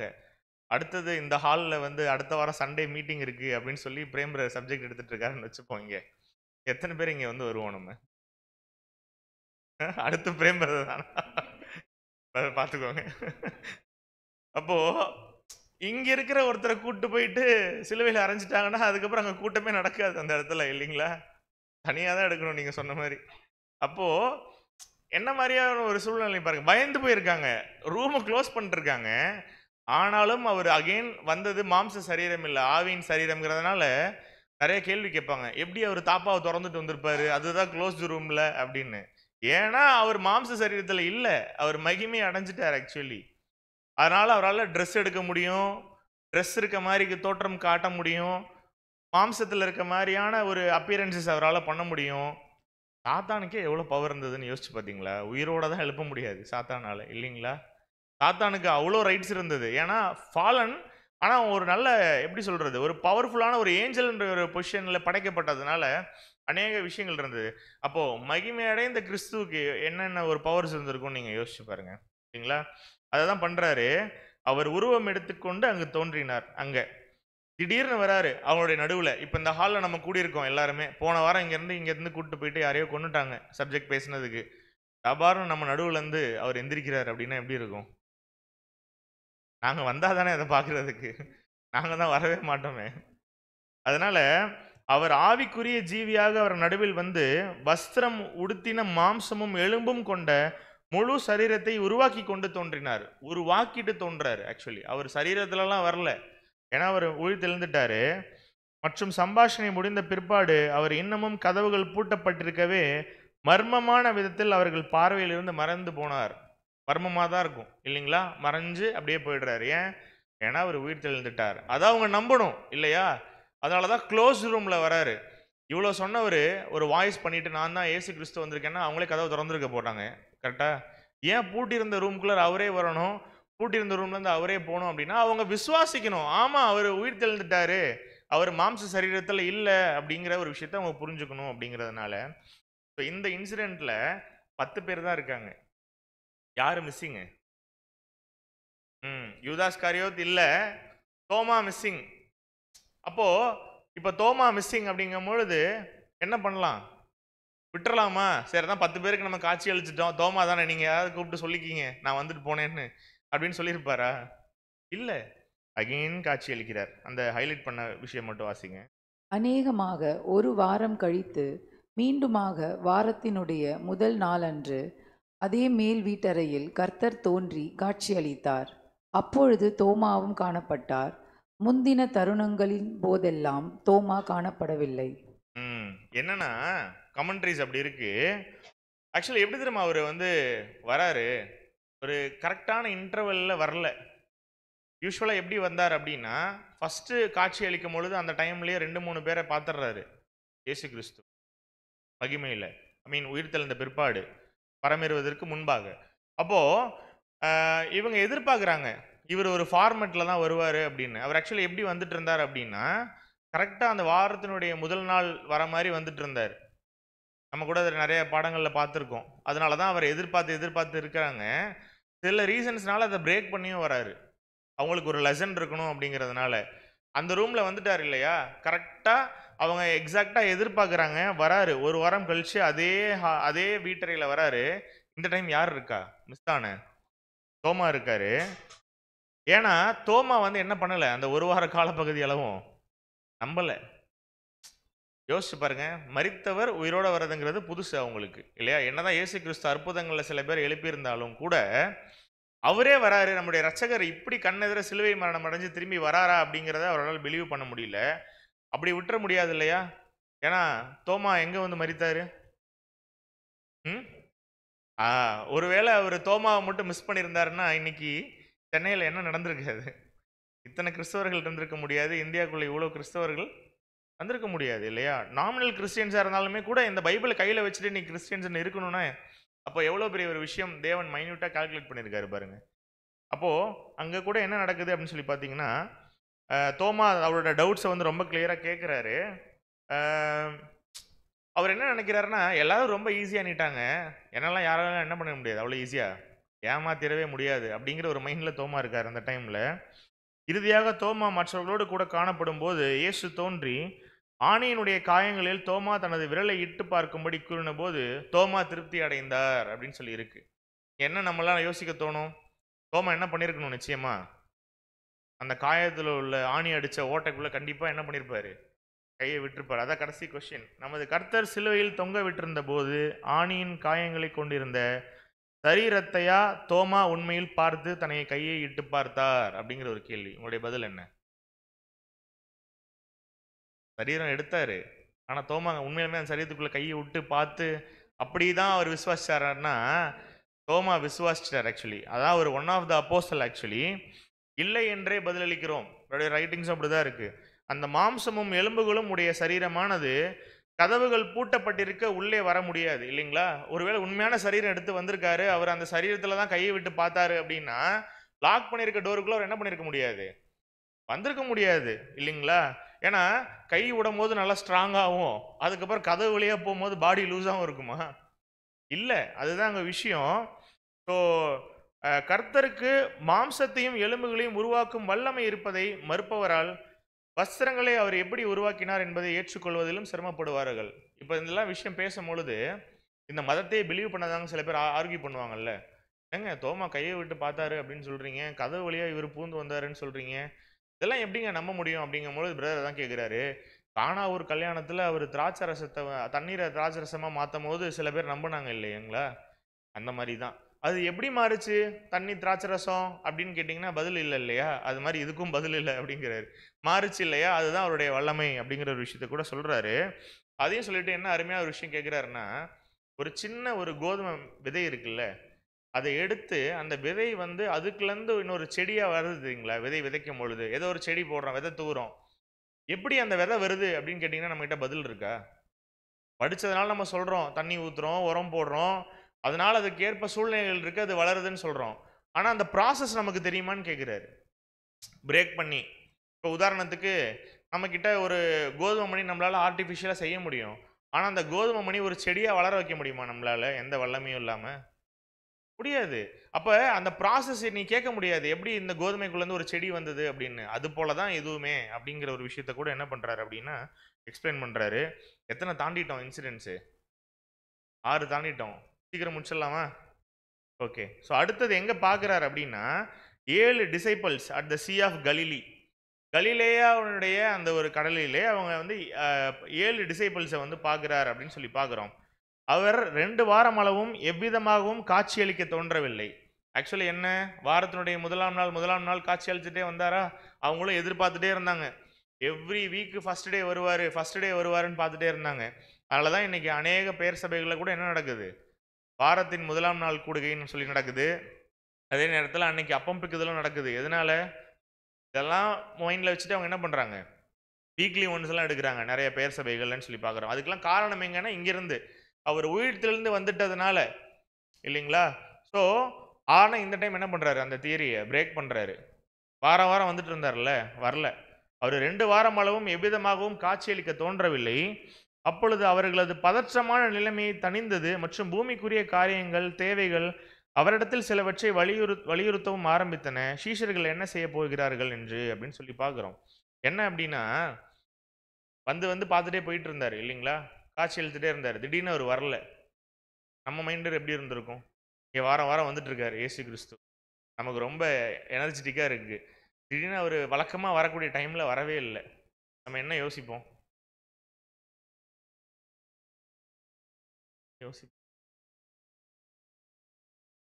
ஒரு ஃபெய்த் இருக்குமா மைண்டில் அப்படின்னா, ஏதோ ஒன்று எதிர்பார்க்குறாங்க, அது நடக்கலன்னே ஃபெய்த் லைட்டாக பிரேக் ஆகும்ல.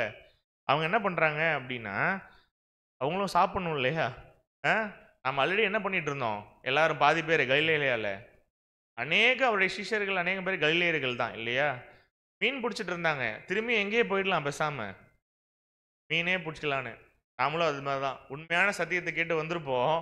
சில நேரம் நம்ம எதிர்பார்த்த சில விஷயங்கள் என்ன பண்ணாது, அந்த டைமுக்கு நடக்காதுன்னொடனே மனசு என்ன சொல்லும், ஏதோ ஒன்று நீ தப்பான இடத்துக்கு போயிட்ட, ஏதோ நீ ஒன்று ராங்கா மாட்டிக்கிட்ட, ஏதோ நீ ஒன்று போயிட்ட அப்படின்னு தோணும். சில நேரம் பழைய சிந்தை தூண்டி விடலாம். என்னடா நம்ம ஏதோ தப்பான இடத்துக்கு வந்துட்டோமா, நம்ம நினச்சது நடக்கலையே, இந்த வாரம் வந்திருக்கணுமே, அவரு வரலையே. அதுக்கு தான் படிப்பினையை கொடுக்குறாரு, இந்த மாதிரிலாம் நீ எதிர்பார்க்காத அப்படிங்கிறத. அவங்களும் என்ன பண்ணுறாங்க, தங்களுக்குள்ளாக எண்ணிக்கொண்டிருந்தார்கள். ஆனாலும் யாருமே ஓப்பனாக சொல்ல முடியல. ஒரு ஃபோரமில் எல்லாரும் மீன் பிடிக்கவே போயிடலாம்ப்பா அப்படிங்கிற பதிலை எடுத்தோன்னே எல்லாராலையும் சொல்ல முடியல. பேதுரு லேட்டாக ஸ்டார்ட் பண்ணுறாரு, போகலாம் பேசாமல் அப்படின்னு சொல்லிட்டு. அதான் அவர்கள் மனிதர்களை பிடிக்கும் வேலையை தொடர வேண்டும் என்பதை சீஷர்களுக்கு காண்பித்து கொடுக்க கர்த்தர் சித்தமாக இருக்கிறார். அவர் சித்தம் வைக்கணும் ஆக்சுவலி. அதே நேரத்தில் ஆண்டவர் அவர்களது நன்மைகளுக்கு அடுத்த காரியங்களில் கண்ணோக்கமாக இருந்து அந்த இரவில் அவர்களுக்கு எந்த மீனும் அகப்படாதபடிக்கு பார்த்து கொண்டார் இல்லைங்களா? ஒருவேளை மீன் கிடைச்சிருந்தா என்ன பண்ணியிருப்பாங்க? ம் ரொம்ப சந்தோஷம், நாம் எடுத்தது தான் என்ன முடிவு, சரியான முடிவு, அந்த இடத்த விட்டு வந்துட்டோம் அப்படிங்கிற ஒரு பிலீஃப்ல ஏதோ ஒரு நல்லது நடக்குது, ஏதோ ஒரு சின்ன ஆதாயம் நடக்குதுன்னு போயிட்டோம்னு வச்சுக்கோங்களேன். ஆனால் அப்படிலாம் விடுவாரா? உண்மையிலுமே நம்ம ஃபெய்த்தோட இருக்கோம் அப்படின்னா அங்கே எப்படி அவங்களுக்கு மீன் மாட்டலை, நமக்கும் மாட்டாது. அப்புறம் அந்த இன்சிடென்ட் என்ன நடக்குது? அவங்களால மீனை பிடிக்க முடியல, ரொம்ப சோர்ந்து போகிறாங்க. இது அவர்கள் நன்மைக்கு ஏதுவானது தான். அதான் அழகா சொல்றாரு. அன்றியும் அவருடைய தீர்மானத்தின்படி அழைக்கப்பட்டவர்களாய் தேவனிடத்தில் அன்பு கூறுகிறவர்களுக்கு சகலமும் நன்மைக்கு ஏதுவாய் நடக்கிறது என்று அறிந்திருக்கிறோம். இந்த வசனத்துல சொல்லப்பட்டது போல பண விஷயத்தில் ஏற்பட்ட சோர்வு கூட ஒரு நன்மைங்கிறாரு. உண்மையான சத்தியத்துல ஓடும் பொழுது சில நேரம் கையில காசு நிறைய இருக்காது, அதிகமா இருக்காது. கஷ்டம் வரும். கஷ்டம் வரும்ன்றதுக்காக காசு எங்க வருதோ அங்க ஓடிடலாமா நம்ம அப்படின்னா, பிரதர் இவ்வளவு நேரம் பணத்தை பத்தி அருமையா சொல்லிட்டு இருந்தாரு. மணி லவர்ஸ்னுடைய மென்டாலிட்டி யோசிச்சு பாருங்க. அப்படி போக முடியாது நம்ம. அதுக்காக தேவன் நம்மளை இங்கே கூப்பிடலன்னு சொல்லி பார்க்குறோம் அன்புக்குரிய சகோதர சகோதரிகளே. அப்புறம் வராரு, இந்த இன்சிடென்ட்ல என்ன பண்றாரு? நீங்க வலது பக்கமா வலைய வீசுங்க அப்படின்னு சொல்லி சொல்றாரு. அவங்க எப்படி யோசிச்சிருப்பாங்க? ஏங்க இவ்வளோ நேரம் மீன் போட்டுட்டு இருக்கோம், எங்களுக்கு தெரியாதா? வலது பக்கமா போடுங்க அப்படின்னா, ஏன்னா அவர்கள்லாம் மீனவர்கள் இல்லையா? இப்போ நம்ம போய் அந்த வேலையை செய்யறோம்னா நமக்கு தெரியாது. அவங்க அதில் எக்ஸ்பர்ட். ஆக்சுவலி அவங்களுக்கு தெரியும். ஃபுல்லாக தேடி பார்க்குறாங்க. இல்லை, இதே மாதிரியான ஒரு இன்சிடென்ட் அவங்களுக்கு முன்னாடியே நடந்திருக்கு இல்லைங்களா? அந்த இன்சிடெண்ட்டில் யார் இருப்பா கூட?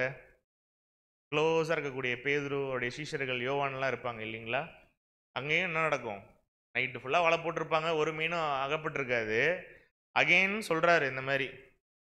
அவங்க என்ன பண்ணுறாங்க, என்ன பண்ணுறதுனே தெரியல அவங்களுக்கு.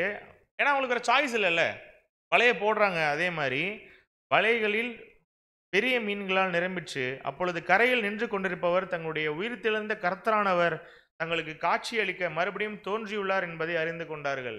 எவ்வளோ பியூட்டிஃபுல்லாக இருக்கு பாருங்க. அகெயின் அவங்களெல்லாம் சத்தியத்துக்குள்ள கொண்டுறதுக்கு முன்னாடி ஒரு மிராக்கிள் அங்கே நடக்குது. வலைய போடுப்பா, நான் சொல்றேன் இப்போ போடுப்பாங்கும் போது அங்கே மீன் மாட்டியிருக்கும். ஏன் திரும்பியும் அதே இன்சிடென்ட்ல அவங்களுக்கு காட்சி கொடுக்கும்? ஏன்னா அந்த இன்சிடென்ட்ல அகெயின் அவர் காட்சி கொடுக்கும் போது தான் அவங்களுக்கு பிலீஃப் அதிகமாக இருக்கும். ஆமா, வந்திருக்கிறது என்னுடைய ரட்சகர் தான். அதே இன்சிடென்ட் யோசிச்சு பாருங்க எப்படி இருக்கும்னு. இப்போதான் கேட்பார் ஆக்சுவலி, சீமோன் நீ எங்க மேலே வந்து என்ன பண்ற, அன்பா இருக்கிறியா அப்படின்னு சொல்லி கேட்பார். அவரோட மைண்ட்லேருந்து யோசிச்சு பாருங்க. நான் உங்களை வந்து விட்டு போவே மாட்டேன் அப்படிங்கும் போது சேவல் கூவுறதற்கு 3 தான் நீ என்ன பண்ணுவ, நீ என்னை மறுதலி பண்ணி கண்டிப்பா அப்படின்னு சொல்லிடுறாரு. அதே மாதிரி ஆயிடுது.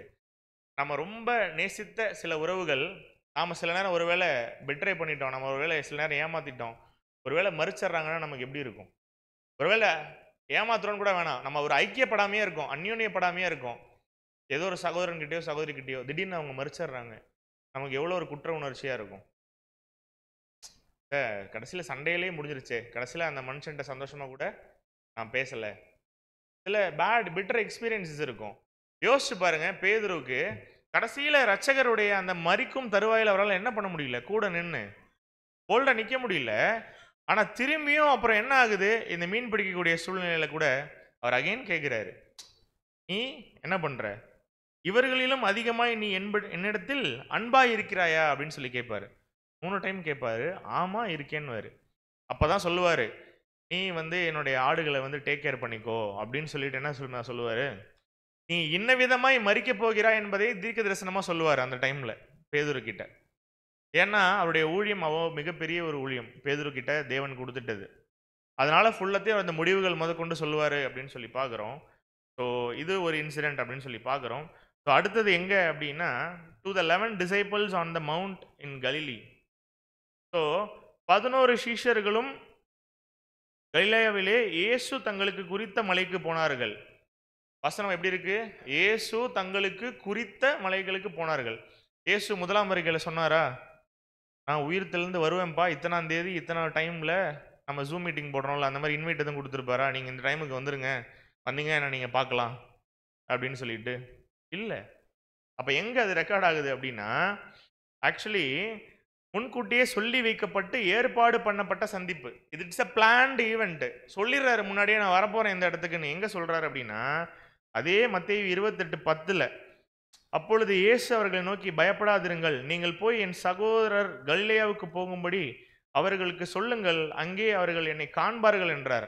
இவர் நிறைய பேர் பார்த்துட்டு வர்றாரு இல்லையா, பார்த்துட்டு வரும்போது சொல்லக்கூடிய இன்சிடென்ட் நான் கலிலேயாக்கு வருவேன்னு சொல்லுங்க அப்படிங்கிறாரு. சொன்ன மாதிரியே அங்க வராரு. இப்பயும் அவங்களுக்குள்ள விசுவாசம் இருந்திருக்குமா? கண்டிப்பா. ம் சொல்றாரு, இது மாதிரி உயிர்த்தெழுந்த இயேசு கிறிஸ்து கலிலேயாக்கு வரப்போறாராம்பா அப்படிங்கும்போது என்ன பண்றாங்க? ரொம்ப ஆசையா ஓடி போய் பார்க்கறாங்க அப்படின்னு சொல்லி பார்க்குறோம். இயேசு கிறிஸ்துவினுடைய மிகப்பெரிய ஊழியங்கள் எந்த ஏரியாவில் நடந்தது அப்படின்னா கலிலேயாவை சுற்றி தான் நடந்தது. அதனால தான் அதனால தான் அப்போஸ்தலர்கள் அநேகம் பேர் எப்படி இருந்தாங்க? மீன் பிடிக்கிறவங்களா இருந்தாங்கன்னு சொல்லி பார்க்குறோம். அவரை விசுவாசித்தவர்களும் அநேகம் எப்படி இருந்தாங்க அப்படின்னா கலிலேயர்களாக இருந்தாங்க. ஸோ இந்த இன்சிடென்ட் கூட எப்படி என்ன சொல்றாரு அப்படின்னா, opportunity for all deeply interested ones to be gathered together. இன்னைக்கு கூட இந்த சத்தியம் கையில் கிடைச்சிட்ட பிற்பாடு நாம எங்க வேணா போறதுக்கு நமக்கு என்ன இருக்கு? ஒரு லாக்கியம் இருக்கு, ஒரு லிபர்ட்டி இருக்கு இல்லையா? நான் எந்த சர்ச்சுக்கு சண்டே போகணும் அப்படின்னு சொல்லக்கூடிய அதை முடிவெடுக்கக்கூடிய தகுதி யாருக்கு இருக்கு? ஒவ்வொரு இண்டிவிஜுவலுக்கும் இருக்கு. ஆனா ஏன் இந்த ஹாலில் இங்க கொஞ்சம் பேர் கூட்டிட்டு இருக்கோம் நம்ம அப்படின்னா, ஒரு லைக்னஸ். என்ன லைக்னஸ்? இவரை பிடிக்கும், அவரை பிடிக்கும், அவருக்காக இவருக்காக அப்படின்னா சத்தியத்துக்காக. அங்க இயேசு கிறிஸ்து கலிலேயாக்கு வருவார் அப்படின்னு சொல்லும் பொழுது, அவர் கலிலேயாக்கு வந்தா அவரை நான் பார்ப்பேன் அப்படிங்கிற அந்த ஒரு எண்ணத்தோட யாரெல்லாம் அந்த ஆப்பர்ச்சுனிட்டிக்காக வெயிட் பண்ணாங்களோ, அவங்க அநேகம் பேர் என்ன பண்றாங்க? அங்க அங்க அவரை வந்து பார்த்துட்டாங்க அப்படின்னு சொல்லி பார்க்குறோம், அன்புக்குரிய சகோதர சகோதரிகள். ஸோ நமக்கும் இந்த சத்தியத்துல, உண்மையான சத்தியத்துல ஓடக்கூடிய சகோதர சகோதரிகளை பார்க்கும்பொழுது என்ன பண்ணணும்? எப்பொழுதுமே அந்த வாஞ்சை இருக்கணும் நமக்கும் அப்படின்னு சொல்லி பார்க்குறோம், அந்த லைக்னஸ்க்காக. அடுத்தது 9வது incident, to more than 500 brethren at once. இதை வந்து நிறைய பேரால் நம்பவே முடியாது. என்னங்க சொல்றீங்க? 500 பேருக்கு காட்சி அளித்தாரா இயேசு கிறிஸ்து? எல்லாம் பிரைவேட் மீட்டிங்ஸ் அந்த மாதிரி தானே இருந்தது. அடைக்கப்பட்ட ரூமு, க்ளோஸா இருக்கவங்க, மேரி மேக்டலின், எம்மாவு சீடர்கள். ஆனா அதுதான் உண்மை. 1 கொரிந்தியர் 15:6 வாசிச்சிடலாம். 1 கொரிந்தியர் 15ஆம் அதிகாரம் 6ஆம் வசனம். இந்த அடுத்த சந்திப்பு தான் அப்போஸ்தலனாகிய பவுலால் குறிக்கப்பட்டுள்ளபடி ஒரே நேரத்தில் 500 சகோதர சகோதரிகளுக்கு கர்த்தர் காட்சி அளித்து தோன்றின சம்பவமாக இருக்க வேண்டும் என்பதில் ஐயமில்லை. ஆக்சுவலி என்ன பியூட்டினா, இந்த 500 சகோதரர்களை பார்க்குறாங்க இல்லைங்களா? இந்த பார்த்ததுல அந்த டைம்ல என்ன நடந்தது அப்படிங்கிறதுக்கு எந்த ரெக்கார்ட்ஸும் இல்லை. இந்த 500 பேர் எப்படி அவரோட ரொம்ப க்ளோஸாக பழகியிருப்பாங்க, பேசியிருப்பாங்கன்றதுக்கு எந்த ரெக்கார்ட்ஸும் இல்லை. ஆனால் என்ன அப்படின்னா, இந்த கர்த்தருடைய காட்சிகள், வெளிப்படுத்துதல்கள் அனைத்துமே கர்த்தர் உயிர்த்தெழுந்து விட்டார் என்பதையும், அவர் பூமிக்குரிய நிலைமையிலிருந்து ஆவிக்குரிய நிலைமைக்கு மாற்றம் அடைந்துள்ளார் என்பதையும் அவர்கள் நம்ப வேண்டும் என்ற நோக்கத்திற்கே ஆகும். அந்த 500 பேரும் இப்போ எப்படி இருப்பாங்க? இனிமே இதை பார்த்துட்டாங்க கண்ணெதிராக இயேசு கிறிஸ்துவன்னு வச்சுப்போம். இந்த 500 பேர் எப்படி இருப்பாங்க? சம விட்னஸாக இருப்பாங்க இல்லையா? போய் சொல்லுவாங்க எல்லாருக்கிட்டையும், நான் இது மாதிரி பார்த்தேன் அப்படின்னு. 500 பேரில் யாரெல்லாம் இருக்கக்கூடும் அப்படிங்கிறதான் சொல்கிறாரு அப்படின்னா, அவருக்கு 70 சீஷர்கள் இருந்தாங்க இல்லைங்களா? 70 பேர் க்ளோஸா. ஸோ அவங்க இருந்திருக்கணும். அவங்க எல்லாருமே undoubtedly they are part of this 500 அப்படின்னு சொல்லி பிரதர் எழுதுறாரு. அதே நேரத்தில் யாரெல்லாம் அவர் உயிர் தெழுந்தது உண்மை அப்படின்னு விசுவாசிட்டு அவர் மேலே அன்பு செலுத்தினாங்களோ அவங்க எல்லாம் அங்கே கூடியிருந்தாங்களாம். முதலாம் வருகையில் நம்முடைய ரட்சகரை பிடிச்சி போய் அவர் உயிர் தெழுந்துட்டார் அப்படின்னு சொல்லி பார்க்க வந்த ஹெட் கவுண்ட்டே எவ்வளோ தான் இருக்கு? பல லட்சம் பேர் இருக்காங்களா? 500 பேர் தான் இல்லைங்களா? இன்னைக்கு நம்ம என்ன எதிர்பார்க்கக்கூடாது? பேர் கிறிஸ்தவ மண்டலத்தில் உள்ளவங்களை போல கூட்டம் கூட்டணும், ஆள் சேர்க்கணும், அந்த மாதிரிலாம் இல்லை. ஏசு கிறிஸ்துவ பார்க்கறதுக்கு எத்தனை பேர் தான் வந்திருக்காங்க? 500 பேர் தான் வந்திருக்காங்க. அதான் பவுல் சொல்றாரு ஆக்சுவலி. ஏன்னா இது 1 கொரிந்தியர்ல ரெக்கார்ட் பண்றது பவுல் தான். இந்த இன்சிடென்ட்டை 500 பேர் வந்து பார்த்துருக்காங்க, நம்முடைய ரட்சகருக்கு காட்சி அளித்திருக்காரு. ஆக்சுவலி அந்த 500 பேருக்குன்னு சொல்லும் பொழுது 24 வருஷம் இயேசு சிலுவையில் அறைந்த பிற்பாடு 24 வருஷம் கழிச்சு பவுல் இதை வந்து எழுதுறாரு.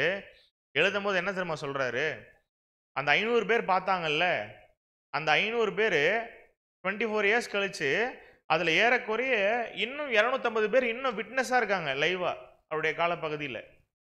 சொல்லவே முடியாது அவர் வரவே இல்லை, அவர் வரவே இல்லைன்னெலாம். 500 பேரில் பாதி பேர்கிட்ட என்ன பண்ணுறாங்க? ஏறக்குறைய பவுல் இந்த கொரிந்தியருக்கு இந்த நிருபத்தை எழுதும் பொழுது உயிரோடு இருந்து விட்னஸ் பண்ணிட்டு இருக்காங்க அப்படிங்கிற ஒரு விஷயத்தை கூட நம்ம பார்க்குறோம் அன்புக்குரிய சகோதர சகோதரிக்கு. ஸோ அடுத்தது யாரை பார்த்துருக்கார் அப்படின்னா, டு ஜேம்ஸ், ஜீசஸ் பிரதர் இல்லைங்களா? பின்பு யாக்கோபுக்கும் அதன் பின்பு அப்போஸ்தலர் எல்லாருக்கும் தரிசனமானார். இதெல்லாம் நம்ம எப்படி புரிஞ்சுக்கலாம் அப்படின்னா, அந்த 11:7 மாறுதுன்னு சொன்னோம்ல, 11 இன்சிடென்ட்ஸு, ஆனால் 7 தான் 11 வேதாகமத்தில் கொடுக்கப்பட்டிருக்குன்னு சொல்லி நம்ம பார்த்துட்டு இருக்கோம் இல்லையா? அதில் இப்படி கூட எடுத்துக்கலாம். யாக்கோபுக்கும் அதன் பின்பு அப்போஸ்தலர் எல்லாருக்கும் தரிசனமானார். தனியாக வேர்டு வரதுனால இது ஒரு தனி இன்சிடெண்ட்டாக கூட என்ன பண்ணிக்கிறாங்க, கன்சிடர் பண்ணிக்கிறாங்க. இது எப்போ நடந்திருக்கு? After 500 brethrens gathering at is 10th appearance after resurrection. இவருடைய 10வது காட்சியளித்தல். அந்த 500 பேரை பார்த்ததுக்கு பிற்பாடு நடந்தக்கூடிய விஷயம்னு சொல்லி பார்க்குறோம். என்ன கெஸ் பண்ணுறாங்க அப்படின்னா, அவருடைய அந்த 40 நாள் காட்சி அளிக்கிறார் இல்லையா, அவருடைய இறுதி கட்டத்தில் உள்ள ஒரு விஷயமா இருக்கும் அப்படின்னு சொல்லி பார்க்குறோம். ஸோ அதுக்கப்புறம்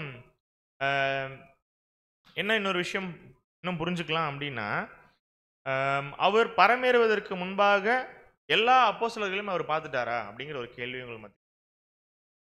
மகிமை அடைஞ்சு மேலே போறாரு இல்லையா, போகிறதுக்கு முன்னாடி எல்லா அப்போஸ்தலர்களையும் பார்த்துட்டாரா?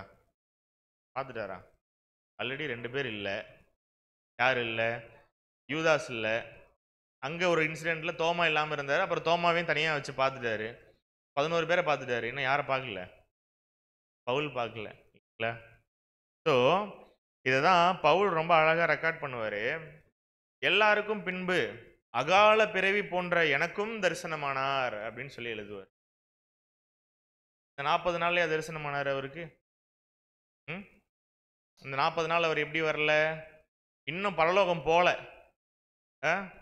மகிமைக்கு அவர் போல, உயிர்த்தெழுந்து 40 நாள் அவர்கள் மத்தியில் என்ன பண்ணிட்டு இருக்காரு? காட்சி கொடுத்துட்டு இருக்காரு அப்படின்னு சொல்லி பார்க்குறோம். பவுல் தான் ரொம்ப ஸ்ட்ராங்காக இது எல்லாத்தையும் சம்மப் பண்ணுறாரு, இந்த எவிடன்சஸ். அவர் உயிர் தெழுந்துட்டார் அப்படிங்கிறத பவுல் அவருடைய ரைட்டிங்ஸில் ரொம்ப அழகாக எழுதுறாரு. ஸோ ரொம்ப பல வருடங்களுக்கு பிற்பாடு கழிச்சு என்ன பண்ணுறாரு அப்படின்னா, பவுலுக்கு வந்து தரிசனமாகிறார். ஏ மொமெண்ட்ரி கிளிம்ஸ் ஆஃப் ஜீசஸ் அப்படின்னு சொல்லியிருக்கோம் ரைட்டிங்ஸில். நான் அப்போஸ்தலர் எல்லாரிலும் சிறியவனாக இருக்கிறேன், தேவனுடைய சபையை துன்பப்படுத்தினதுனாலே நான் அப்போஸ்தலன் என்று பேர் பெறுவதற்கு பாத்திரன் அல்ல அப்படின்னு எழுதுறாரு. என்ன மாதிரியான ஒரு ஹம்பிள்னஸ் பாருங்களேன். பழைய மனுஷன்லாம் இருக்கும் போது நான் துன்பங்கள் சபைக்கு கொடுத்துட்டேன். நான் சவுலா இருந்த பொழுது நான் என்ன பண்ண போறது இல்லை. என்ன நானே அப்போஸ்தலன்னு சொல்லிக்கிறதுக்கு நான் ஒரு தகுதியற்றவன் அப்படிங்கிறாரு. அப்போஸ்தலனே சொல்ற ஒரு வார்த்தை என்ன மாதிரியான ஒரு தாழ்மைன்னு யோசிச்சு. இதனாலதான் பவுல் இப்படி ஒரு கேரக்டர் இருந்ததுனாலயோ என்னவோ தான் பவுலுக்கு எப்படி அவர் தரிசனமாகிறார்? ரொம்ப பியூட்டிஃபுல்லா தரிசனமாயிருப்பார் இல்லைங்களா? ஸோ எதனால பவுலுக்கு வந்து அந்த கண் வந்து தெரியாம போச்சு? ஏன்னா மகிமை அடைந்த சரீரத்தை பவுல் அதனுடைய அந்த ஒரு கிளிம்ஸை வந்து பார்க்கும் பொழுது எப்படி இருக்கு, அவரால் பார்க்க முடியல. ஏன்? ஒருவேளை ஃபுல்லா பார்த்துருந்தா என்ன ஆயிருக்கும்? ஒருவேளை ஃபுல்லா அவர் காட்சி கொடுத்துருந்தா என்ன ஆயிருக்கும்? செத்தே போயிருப்பார் பவுல் இல்லைங்களா? ஏன்னா யாரும் பார்க்கக்கூடாது, பார்க்க முடியாது. ஆக்சுவலி அந்த ஒரு ஸ்டேஜுக்கு போயாச்சு அவரு. அந்த கிளிம்ஸுக்கே என்ன ஆகுது? கண்ணு தெரியல. அவருடைய ரைட்டிங்ஸ் எல்லாம் எப்படி எழுதுறாரு பவுல்? அதே கண்ணு தெரியாத அதே பிரச்சனையோட தான் எழுதுறாரு இல்லைங்களா? யோசிச்சு பாருங்க என்ன மாதிரியான ஒரு ஊழியம்னு. ஃபைனலா எங்க அப்படின்னா, to the disciples at is Ascension, அவருடைய பரமேறுதலுக்காக ஒலிவ மலையில வந்து எல்லாரும் கூடுறாங்க. ஆக்சுவலி அந்த டைம்ல நமது கர்த்தர் தாம் பரமேறி செல்லும் பொழுது ஒலிவ மலையில் காட்சி அளித்து தோன்றினார். அப்போஸ்தலர்கள் அனைவரும் மற்றும் மற்றவர்களும் எருசலேமுக்கும் ஒலிவ மலைக்கும் வந்திருக்க வேண்டும். கமெண்ட்ரிஸ். ஏன் இந்த 500 பேர் பார்த்தோம் இல்லைங்களா, அதெல்லாம் கூட எங்க நடந்திருக்கலாம்? இந்த ஒரு இன்சிடென்ட்ல கூட மிக்ஸ் ஆகி நடந்திருக்கலாம், நமக்கு தெரியாது. அததான் மேலும் உன்னதத்திலிருந்து வரும் வல்லமையினால் தரிப்பிக்கப்படும் வரையிலும் அவர்கள் எருசலேமிலேயே தங்கியிருக்க வேண்டும் என்று கர்த்தர் அவர்கள் கூறியிருந்தார். இப்படியாக கர்த்தர் இறுதியான அறிவுரைகளை கூற அவர்கள் கேட்டுக்கொண்டிருக்கும் போது அவர் அவர்களை விட்டு பிரிந்தார். எல்லாரும் பார்க்குறாங்க, பர்ஃபெக்டா மீட் பண்றாரு எல்லாரையுமே. அவர்கள் பார்த்து கொண்டிருந்த பொழுது இயேசுவின் உருவம் படிப்படியாக மேகங்களுக்குள்ளாக அவர்களுடைய பார்வையில் இருந்து மறைந்து விட்டது. இப்படியான முறைமையை அவர் கையாண்டதின் மூலமாக இன்னமும் ஆவியினால் ஜெனிப்பிக்கப்படாத நிமித்தம் ஆவிக்குரிய காரியங்களை புரிந்து கொள்ள முடியாமல் இருந்த சீஷர்களுக்கு முடிந்த மட்டுமான சிறந்த நன்மையை அவர் செய்திருக்கிறார். என்னன்னா, அவர் என்னதான் வந்து உயிர் தெழுந்து காட்சி அளித்து பரமேறினா கூட அவங்களால சில கான்செப்ட்ஸ் என்ன பண்ணிக்க முடியல, புரிஞ்சுக்க முடியல இல்லைங்களா? ஸோ அதனால தான் கண்ணுக்கு புலப்படாமல் ஆவியா இருந்த தம்மை அவர் மாம்ச பிரகாரமாக வெளிப்படுத்தினார் அப்படின்னு சொல்லி பார்க்குறோம். அதை எப்போ புரிஞ்சுட்டு இருப்பாங்க? ஆவினால் அவங்க ஜெனிப்பிக்கப்பட்ட பிற்பாடு என்ன பண்ணியிருப்பாங்க? ரொம்ப கிளியரா, ஓ இதுதான் நடந்திருக்கு போல அப்படிங்கிறத என்ன பண்ணியிருப்பாங்க? கிளியரா புரிஞ்சிருப்பாங்க அப்படின்னு சொல்லி பார்க்குறோம். அன்புக்குரிய சகோதர சகோதரிகளே, ஸோ இப்படி தான் நமக்கும் இந்த சத்தியம் கடந்து வந்திருக்கு அப்படிங்கிறத புரிஞ்சுக்கலாம். ஆவில் ஜெனிப்பிக்கப்பட்ட பிற்பாடு நமக்கு எவ்வளோ ஒரு புரிதல் கிடைச்சது, எவ்வளோ பரிசுத்தாவினுடைய வல்லமையின் மூலமாக நம்ம சத்தியங்களை அதிகமாக கற்றுக்கொண்டு வந்திருக்கோம் அப்படிங்கிறத கூட நம்ம பார்க்கலாம். இதுலேருந்து என்ன கன்க்ளூஷன் அப்படின்னா, கிறிஸ்துவோ மரித்தோரிலிருந்து எழுந்து நித்திரை அடைந்தவர்களில் முதற் பலன் ஆனார் இல்லைங்களா? ஃபர்ஸ்ட் ரிசரக்ஷனில் அவர் தான் முதற் பலன். அப்போ அநேகர் மரணம் என்னும் நித்திரை நின்று தற்காலிகமாக எழுந்திருந்தும், சில பேர் எழுப்புறாரு இல்லையா, டெம்பரவரி அந்த ஒரு இதுலேருந்து எழுப்புறாரு அற்புதங்கள் செஞ்சு இல்லைங்களா? அதான் சொல்றாரு, பிற்பாடு மீண்டும் மரண நித்திரைக்குள்ளாகவே கடந்து செல்பவர்களே காணப்படுகின்றனர் இல்லைங்களா? அவர் என்னதான் ஒரு மிராக்கிள் பண்ணி எழுப்பிட்டாலும் அப்புறம் அவங்களாம் என்ன பண்ணியிருப்பாங்க அந்த டைம்ல, திரும்பியும் மறிச்சிருப்பாங்க. ஆனால் நமது கர்த்தரோ மரித்தோரிலிருந்து முதலாவதாக எழும்பினவராகவும் நித்திரை அடைந்தவர்களில் முதற் பலனானவராகவும் காணப்பட்டார். மேலும் அப்போஸ்தலர் கூறியுள்ளது போன்று மரித்தோர் வீழ்த்தெழுதலில் அவர் முதல்வராக இருக்க வேண்டியுள்ளதுன்னு சொல்லி பார்க்குறோம். ஸோ 40 நாள் அளவும் என்ன பண்ணுறாரு அப்படின்னா, காட்சி கொடுத்து ராஜ்யத்துக்குரிய விஷயங்களை என்ன பண்ணுறாரு, அநேக விஷயங்களை அவங்களுக்கு காட்டிகிட்டே வரார் அப்படின்னு சொல்லி பார்க்குறோம்.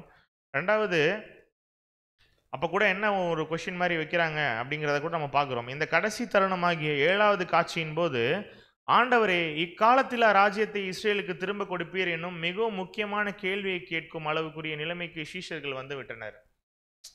உயிர்த்தெழுந்தும் வந்துட்டாரு இல்லைங்களா? அவங்களுக்குள்ள நிறைய டவுட்ஸ் இருக்கும், ஆக்சுவலி நிறைய லாஜிக்ஸ் இருக்கும். பேசும்போதே அவர்கிட்ட அவருடைய பிரயாணங்களில் அவர் மரிப்பதற்கு முன்பாகவே அநேக கேள்வியெல்லாம் அவங்க கேட்டுட்டு தான் இருக்காங்க.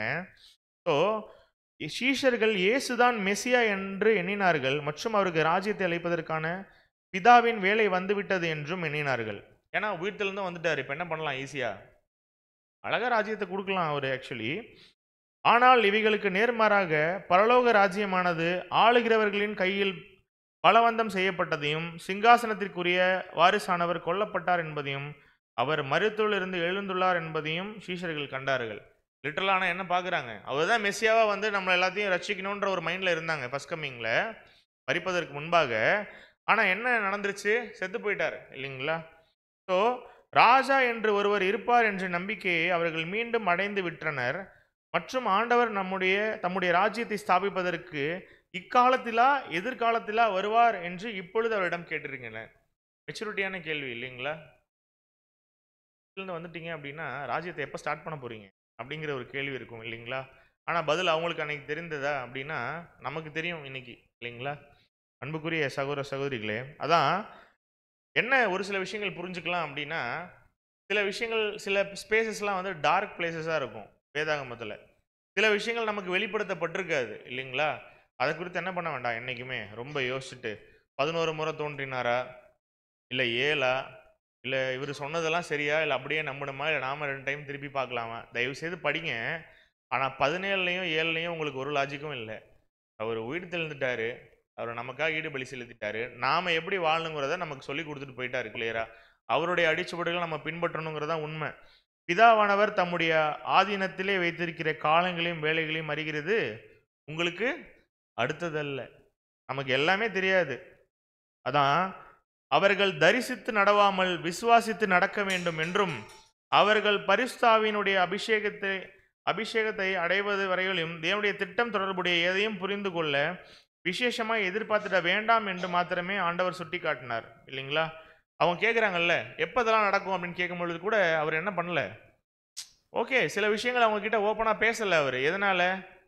ஏன்னா ஸ்பிரிட் பிகாட்டல் ஆகும்போது அவங்க ஆக்சுவலி அந்த பரிசுத்தனுடைய வல்லமையை பெற்றுக்கொள்ள ஸ்டார்ட் பண்ணும்போது என்ன பண்ணிப்பாங்க, நிச்சயமாக தேவனுடைய திட்டங்களை இன்னும் ரொம்ப கிளியராக புரிஞ்சுப்பாங்கங்கிற ஒரு மைண்ட் இருந்தது.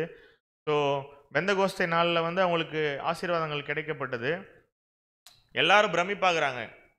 படிப்பறிவாகவே இல்லாமல் இருந்தாங்க, எல்லாம் மீனவர்களாக இருந்தாங்க. ஆனால் லிட்ரேட்ஸ் ஸ்காலர்ஸ் போல பேசுகிறாங்க பரிசுத்தாவி கிடைச்சதுக்கப்புறம் அவங்க எல்லாருமே. கர்த்தர் தம்முடைய சீஷர்களுக்கு மாத்திரமே வெளிப்படுத்தின அந்த 40 நாட்களின் காலப்பகுதியில் உலகமானது அவரை காணவில்லை. இதுதான் ரொம்ப மெயினான பாயிண்ட்டு. ஏனெனில் அவர் தம்முடைய உண்மையுள்ள அர்ப்பணம் பண்ணி கொண்டவர்களுக்கு மாத்திரமே தம்மை வெளிப்படுத்தினாரே ஒழிய மற்றவர்களுக்கு அல்ல. இன்னைக்கு கிறிஸ்து 2ஆம் வருகையில் வந்துட்டார் அப்படின்னு சொன்னா எத்தனை பேருக்கு புரியுது, எத்தனை பேருக்கு தெரியுது, எத்தனை பேர் அக்செப்ட் பண்ணிக்கிறாங்க? எல்லாம் ஓகே பிரதர், ஆனால் அவருடைய 2ஆம் வருகையில் அவர் வந்துட்டார் 1874 நீங்கள் சொல்கிறீங்க, AD 1874ன்னு.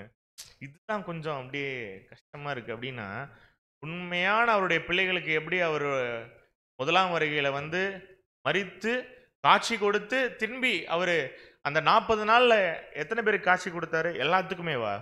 அவர் நினைச்சா போய் நின்றுக்க முடியுமா? ஏரோது முன்னாடியும் பிலாத்து முன்னாடியும் எல்லாரும் முன்னாடியும் நின்றுக்க முடியுமா? அவரு என்ன பண்ணிக்கல, எல்லாருக்கும் தன்னை காட்டிக்கணும் அப்படின்னு நினைக்கல. யாரு அவரை பார்க்கணும்னு சித்தம் வச்சிருக்காங்களோ அவங்களுக்கு மட்டும் தான் வெளிப்படுத்தினாரு. இன்னைக்கும் நம்ம என்ன முட்டினாலும் மோதினாலும் சபையா மாறணும் அப்படின்னா அவருடைய சுத்த கிருபையே. அவரை தேடல, அவருக்காக நம்ம ஏங்கல, அவருடைய வழியில நம்ம நடக்கல அப்படின்னா அவர் கண்டிப்பா நமக்கு என்ன பண்ண மாட்டார். என்னைக்குமே ஒரு வழியா இருக்க மாட்டார் பிதா கிட்ட போறதுக்கு. அப்படிங்கிறத கூட நம்ம புரிஞ்சுக்கலாம். அதான் பவுலோட விஷயங்கள் கூட நம்ம பார்க்குறோம். பின்பு அகால பிறவி போன்ற எனக்கும் தரிசனமாண்டார் அப்படின்னு சொல்லி விவரிக்கிறார் இல்லைங்களா. இனி ஒருபோதும் மாம்சமும் எலும்பும் கொண்டிராதவருமான இதே இயேசுதான் உயிர்ப்பிக்கிற ஆவியாகிய பட்டணத்தானாகிய சவுலுக்கு காட்சியளித்தார். ஆனாலும் இந்த தருணத்திலோ அவர் தம்முடைய ஆவிக்குரிய சரீரத்தை மாம்ச சரீரத்தை கொண்டு திரையிடாமல், பவுலுக்கு என்ன பண்ணல, மற்றவங்களுக்கெல்லாம் காட்டினார்ல 40 நாள்ல, அந்த மாதிரி மாம்ச சரீரத்தில் எடுத்து காட்டல. அப்படி காட்டல. அதனால ஓகே, ஆக்சுவலி அப்படி காட்டியிருந்தாருன்னா இவருக்கு கண்ணு போயிருக்காது இல்லைங்களா. ஆனால் அவருக்கு அப்படி காட்டல. ஏன்? ஏன்னா அவர் மகிமை அடைஞ்சிட்டார். ஆக்சுவலி பரம் ஏறியாச்சு. ஆவிக்குரிய ஜீவனுடைய மகிமையை நேரம் காண்பித்தார். இதனால் சவுல் கீழே விழுந்து தன்னுடைய பார்வையை இழந்தவனாக விட்டுறாருன்னு சொல்லி பார்க்குறோம். ஒரு ஆவிக்குரிய ஜீவியாக எழுப்பப்பட்ட மகிமையடைந்த இயேசு. ஏன்னா க்ளோரிஃபை ஆயாச்சு, க்ளோரி ஆயாச்சு இல்லைங்களா. ஸோ பரம் ஏறியாச்சு அவர் ஆக்சுவலி. ஸோ அவருடைய அந்த கிளிம்ஸ் எப்படி இருக்குது அப்படின்னா ரொம்ப பவர்ஃபுல்லாக இருக்குது அப்படிங்கிறது கூட பார்க்குறோம் அன்புக்குரிய சகோதரிகளே. ஸோ இன்னொரு விஷயம் கூட பார்க்கலாம் அப்படின்னா, அவர்கள் இனிமேல் எதாகிலும் விதத்தில் கர்த்தர் காட்சியளித்து தோன்றுவார் என்பதை எதிர்பார்க்க வேண்டாம் என்பதை அவர்களுக்கு உறுதிப்படுத்துவதற்காகவும் ஆகும். இது ஒரு நோக்கத்துடன் கூடிய படிப்பினை. என்னன்னா மாறி மாறி வந்தார்ல, டிஃப்ரெண்ட்டான சீரீஸில் வராரு. எப்படின்னா தோட்டக்காரன் போல தெரியுறாங்க, திடீர்னு வழியில் போகக்கூடிய ஒரு ஆள் மாதிரி தெரியுறாங்க. ஸோ எல்லாத்துக்கும் ஒரே மாதிரி காட்சி கொடுக்குறாரா? இல்லை. அவர் நினச்சிருந்தா ஒரே மாதிரி காட்சி கொடுத்துருக்கலாம்ல. அதான் சொல்கிறாரு, இயேசு மறைந்து போன பிற்பாடு கூட தேவதூதர்கள் தோன்றி, கலிலேயராகிய மனுஷரே, நீங்கள் ஏன் வானத்தை அண்ணாந்து பார்த்து நிற்கிறீர்கள்? உங்களிடத்தினின்று வானத்துக்கு எடுத்துக்கொள்ளப்பட்ட இந்த இயேசுவானவர் எப்படி உங்கள் கண்களுக்கு முன்பாக வானத்துக்கு எழுந்தருளி போனாரோ அப்படியும் மறுபடியும் வருவார். ஏன்னா அவர் மேலே பறவைறதுக்கப்புறம் என்ன பண்ணிட்டு இருக்காங்க? பார்த்துட்டே இருக்காங்க. வருவாரா? வரமாட்டாரா? அடுத்த எத்தனை நாள் கழிச்சு வருவார்? எப்படி வருவார்? அதான் அங்கே தூதன் சொல்கிறார். ஆக்சுவலி அதான் அப்போஸ்தலர்ல உள்ள விஷயங்கள். இயேசு தம்முடைய 2ஆம் வருகையின் போது மாம்சத்தில் வெளிப்படுவார் என சிலர் நம்புகின்றனர். இன்னைக்கு ஒட்டுமொத்த கிறிஸ்தவ மண்டலமே என்ன நம்பிட்டு இருக்கு? செகண்ட் கம்மிங்ல அப்படியே வரும்போதே எப்படி வருவார்?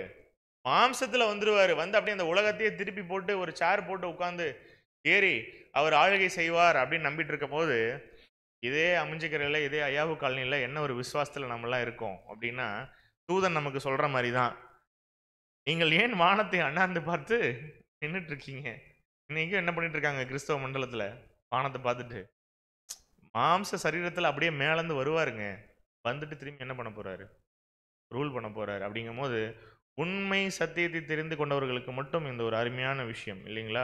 உலகம் இனி இயேசுவை காண்பதில்லை. சபையானது யுகத்தின் முடிவில் தங்களின் உயிர்த்தெழுதலின் மாற்றத்தை அடைவது வரையிலும் விசுவாசத்தின் கண்களினால் மாத்திரமே அவரை காண்கிறவர்களாய் இருப்பார்கள். இப்பொழுது தேவனுடைய பிள்ளைகளாய் இருக்கிறோம், இனி எவ்விதமாய் இருப்போம் என்று இன்னும் வெளிப்படவில்லை. ஆகிலும் அவர் வெளிப்படும் போது அவர் இருக்கிற வண்ணமாகவே நாம் அவரை தரிசிப்பதனால் அவருக்கு ஒப்பா இருப்போம் என்று எண்ணுகிறோம். அவருக்கு ஒப்பா இருக்கோமா? நம்ம யோசிச்சு பாருங்க. என்ன மாதிரியான ஒரு வசனம் 1 கொரிந்தியர்ல ரொம்ப அழகாக ரெக்கார்டாக இருக்கும். அன்புக்குரிய சகோதரிகளே, அவர் போன விதம் என்ன என்று இப்போது பார்க்கலாம். அவர் பரமேறும் விதத்தில் குறிப்பிடத்தக்கதா என்ன இருக்கின்றது? இது எதுவாக இருப்பினும் இந்த குறிப்பிடத்தக்கதான விஷயமே. அவர் திரும்பி வரும்போதும் குறிப்பிடத்தக்கதாய் காணப்படும். அவர் உலகத்தால் பார்க்கப்படாத விதத்தில், உலகத்தால் அறியப்படாத விதத்தில், உலகத்தால் நம்பப்படாத வண்ணம் அமைதலான விதத்தில் பறைமேறி சென்று விட்டார். ரொம்ப ஆர்ப்பாட்டம் இருந்ததா அவர் பறைமேறி செல்லும் பொழுது? கிராண்டா போனாரா? அவரோட க்ளோஸாக இருக்க கொஞ்சம் பேருக்கு முன்னாடி என்ன பண்ணிட்டார்? ஆக்சுவலி அங்கே பறைமேறிட்டாருன்னு சொல்லி பார்க்குறோம். அவர் பறைமேறின காரியம் சகோதரர்களால் அறியப்பட்ட காரியமே. மேலும் அவர் பறைமேறின காரியமானது சகோதர சகோதரிகளால் பார்க்கப்பட்டது மற்றும் நம்பவும் பட்டது.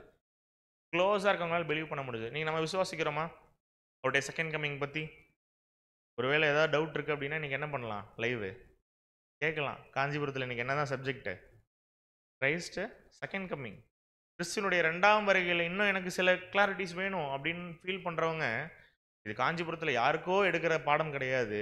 நாம் கூட என்ன பண்ணலாம்? வீட்டில் உட்காந்து லைவ் கேட்கலாம், நேரில் வர முடியலனா கூட.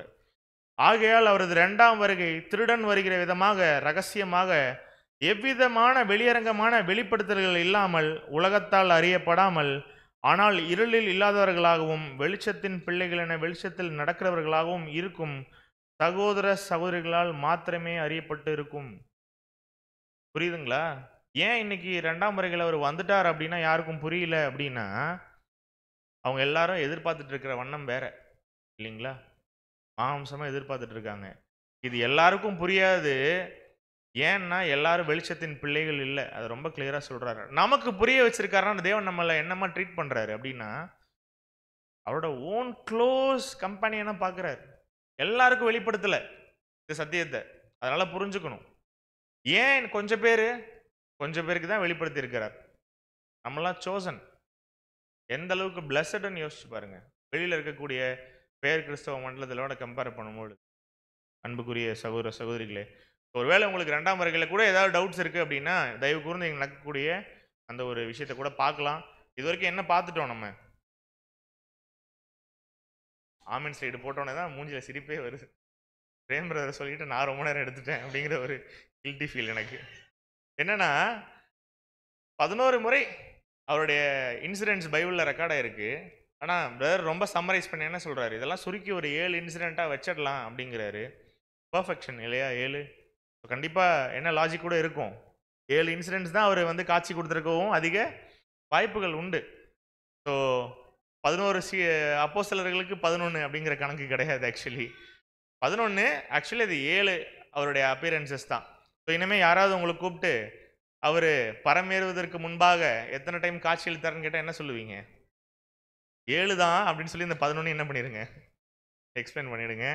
ஸோ இதில் கூட நமக்கு என்ன பாடம் அப்படின்னா, அவர் வந்த அந்த நோக்கம் என்ன அப்படின்னா ராஜ்யத்தின் சுவிசேஷத்தை வந்து அறிவிக்கிறதுக்கு. அந்த டைமில் கூட ஸோ 2ஆம் வருகையிலே வந்துட்டார் இல்லைங்களா? இன்னமும் ராஜ்யத்தின் சுவிசேஷத்தை நம்ம அறிவிக்காமலோ, அதனுடைய ஊழியங்கள் பணிகள் செய்யாமலோ, இன்னும் கேரக்டர் காட்டாமலோ யோசிச்சுட்டே அப்படியே இருந்தோம், கிறிஸ்து மாதிரி மாறணுன்ற ஒரு எண்ணம் இல்லாமல் நாமளும் சுற்றிட்டு இருந்தோம் அப்படின்னா நமக்கு எந்த ஒரு பலனுமே கிடையாது. நம்முடைய ஒரே நோக்கம், ஒரே மைண்ட் செட் என்ன அப்படின்னா கிறிஸ்துவாய் மாறணும். அவருக்கு ஒப்பான ஒரு சூழ்நிலை, ஒரு கேரக்டருக்குள்ளே நம்ம எடுக்கணும். சபையாக 1,44,000 பேரில் நாமளும் ஒருவராக சென்று சேர தேவன் தாமே நம்மளை ஆசீர்வதித்து நடத்துவாராக. பொறுமையோடு கேட்ட நம் அனைவரையும் தேவன் தாமே ஆசீர்வதித்து நடத்துவாராக.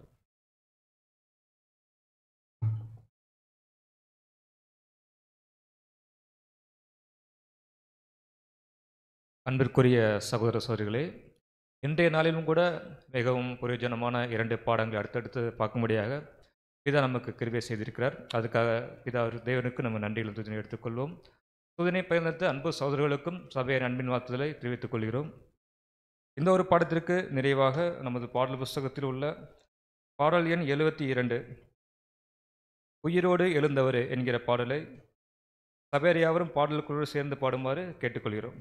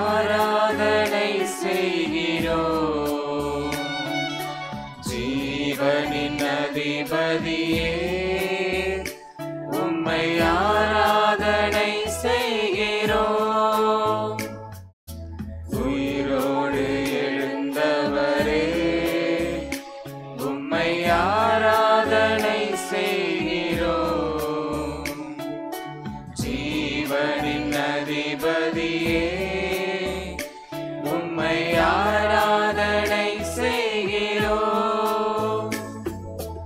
அல்லேலூயா ஓசன்னா, அல்லேலூயா ஓசன்னா, அல்லேலூயா ஓசன்னா, அல்லேலூயா ஓசன்னா, அல்லேலூயா ஓசன்னா, அல்லேலூயா ஓசன்னா, அல்லேலூயா ஓசன்னா, அல்லேலூயா ஓசன்னா.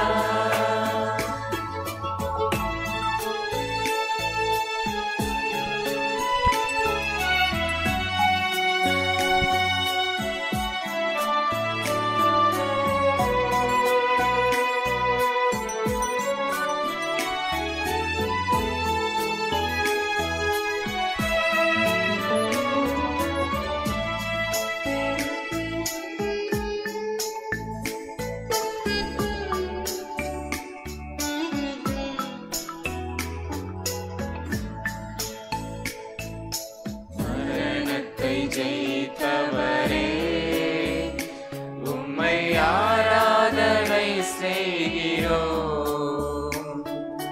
பாதாளம் வென்றவரே உம்மை ஆராதனை செய்கிறோம். மரணத்தை ஜெயித்தவரே உம்மை ஆராதனை செய்கிறோம். பாதாளம் வென்றவரே உம்மை ஆராதனை செய்கிறோம். அல்லேலூயா ஓசன்னா, அல்லேலூயா ஓசன்னா, அல்லேலூயா ஓசன்னா, அல்லேலூயா ஓசன்னா, அல்லேலூயா ஓசன்னா, அல்லேலூயா ஓசன்னா, அல்லேலூயா ஓசன்னா, அல்லேலூயா ஓசன்னா.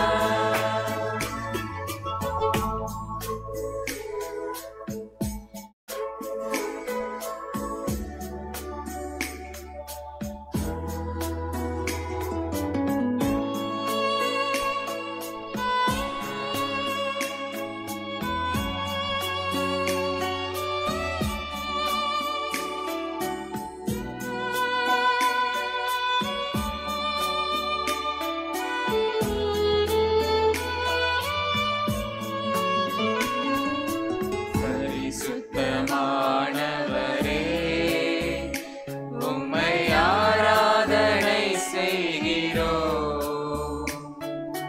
பரலோகம் சென்றவரே உம்மை ஆராதனை செய்கிறோம்.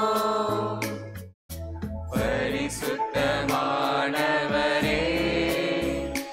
உம்மை ஆராதனை செய்கிறோம். பரலோகம் சென்றவரே உம்மை ஆராதனை செய்கிறோம். அல்லேலூயா ஓசன்னா,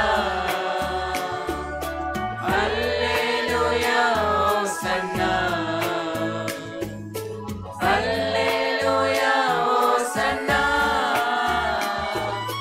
அல்லேலூயா ஓசன்னா, அல்லேலூயா ஓசன்னா, அல்லேலூயா ஓசன்னா, அல்லேலூயா ஓசன்னா, அல்லேலூயா ஓசன்னா.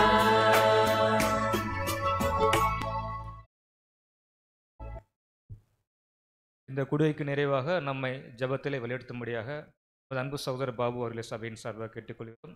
அதைத் தொடர்ந்து சபைக்கான அறிவிப்புகளை நமது அன்பு சகோதரர் டேவிட் பிரிம் அவர்கள் வழங்குவார் என்பதை தெரிவித்துக் கொள்கிறோம்.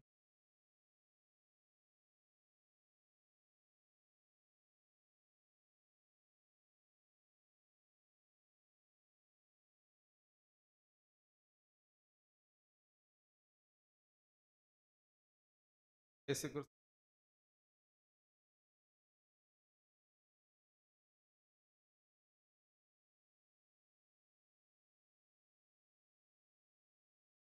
சமூகமாய்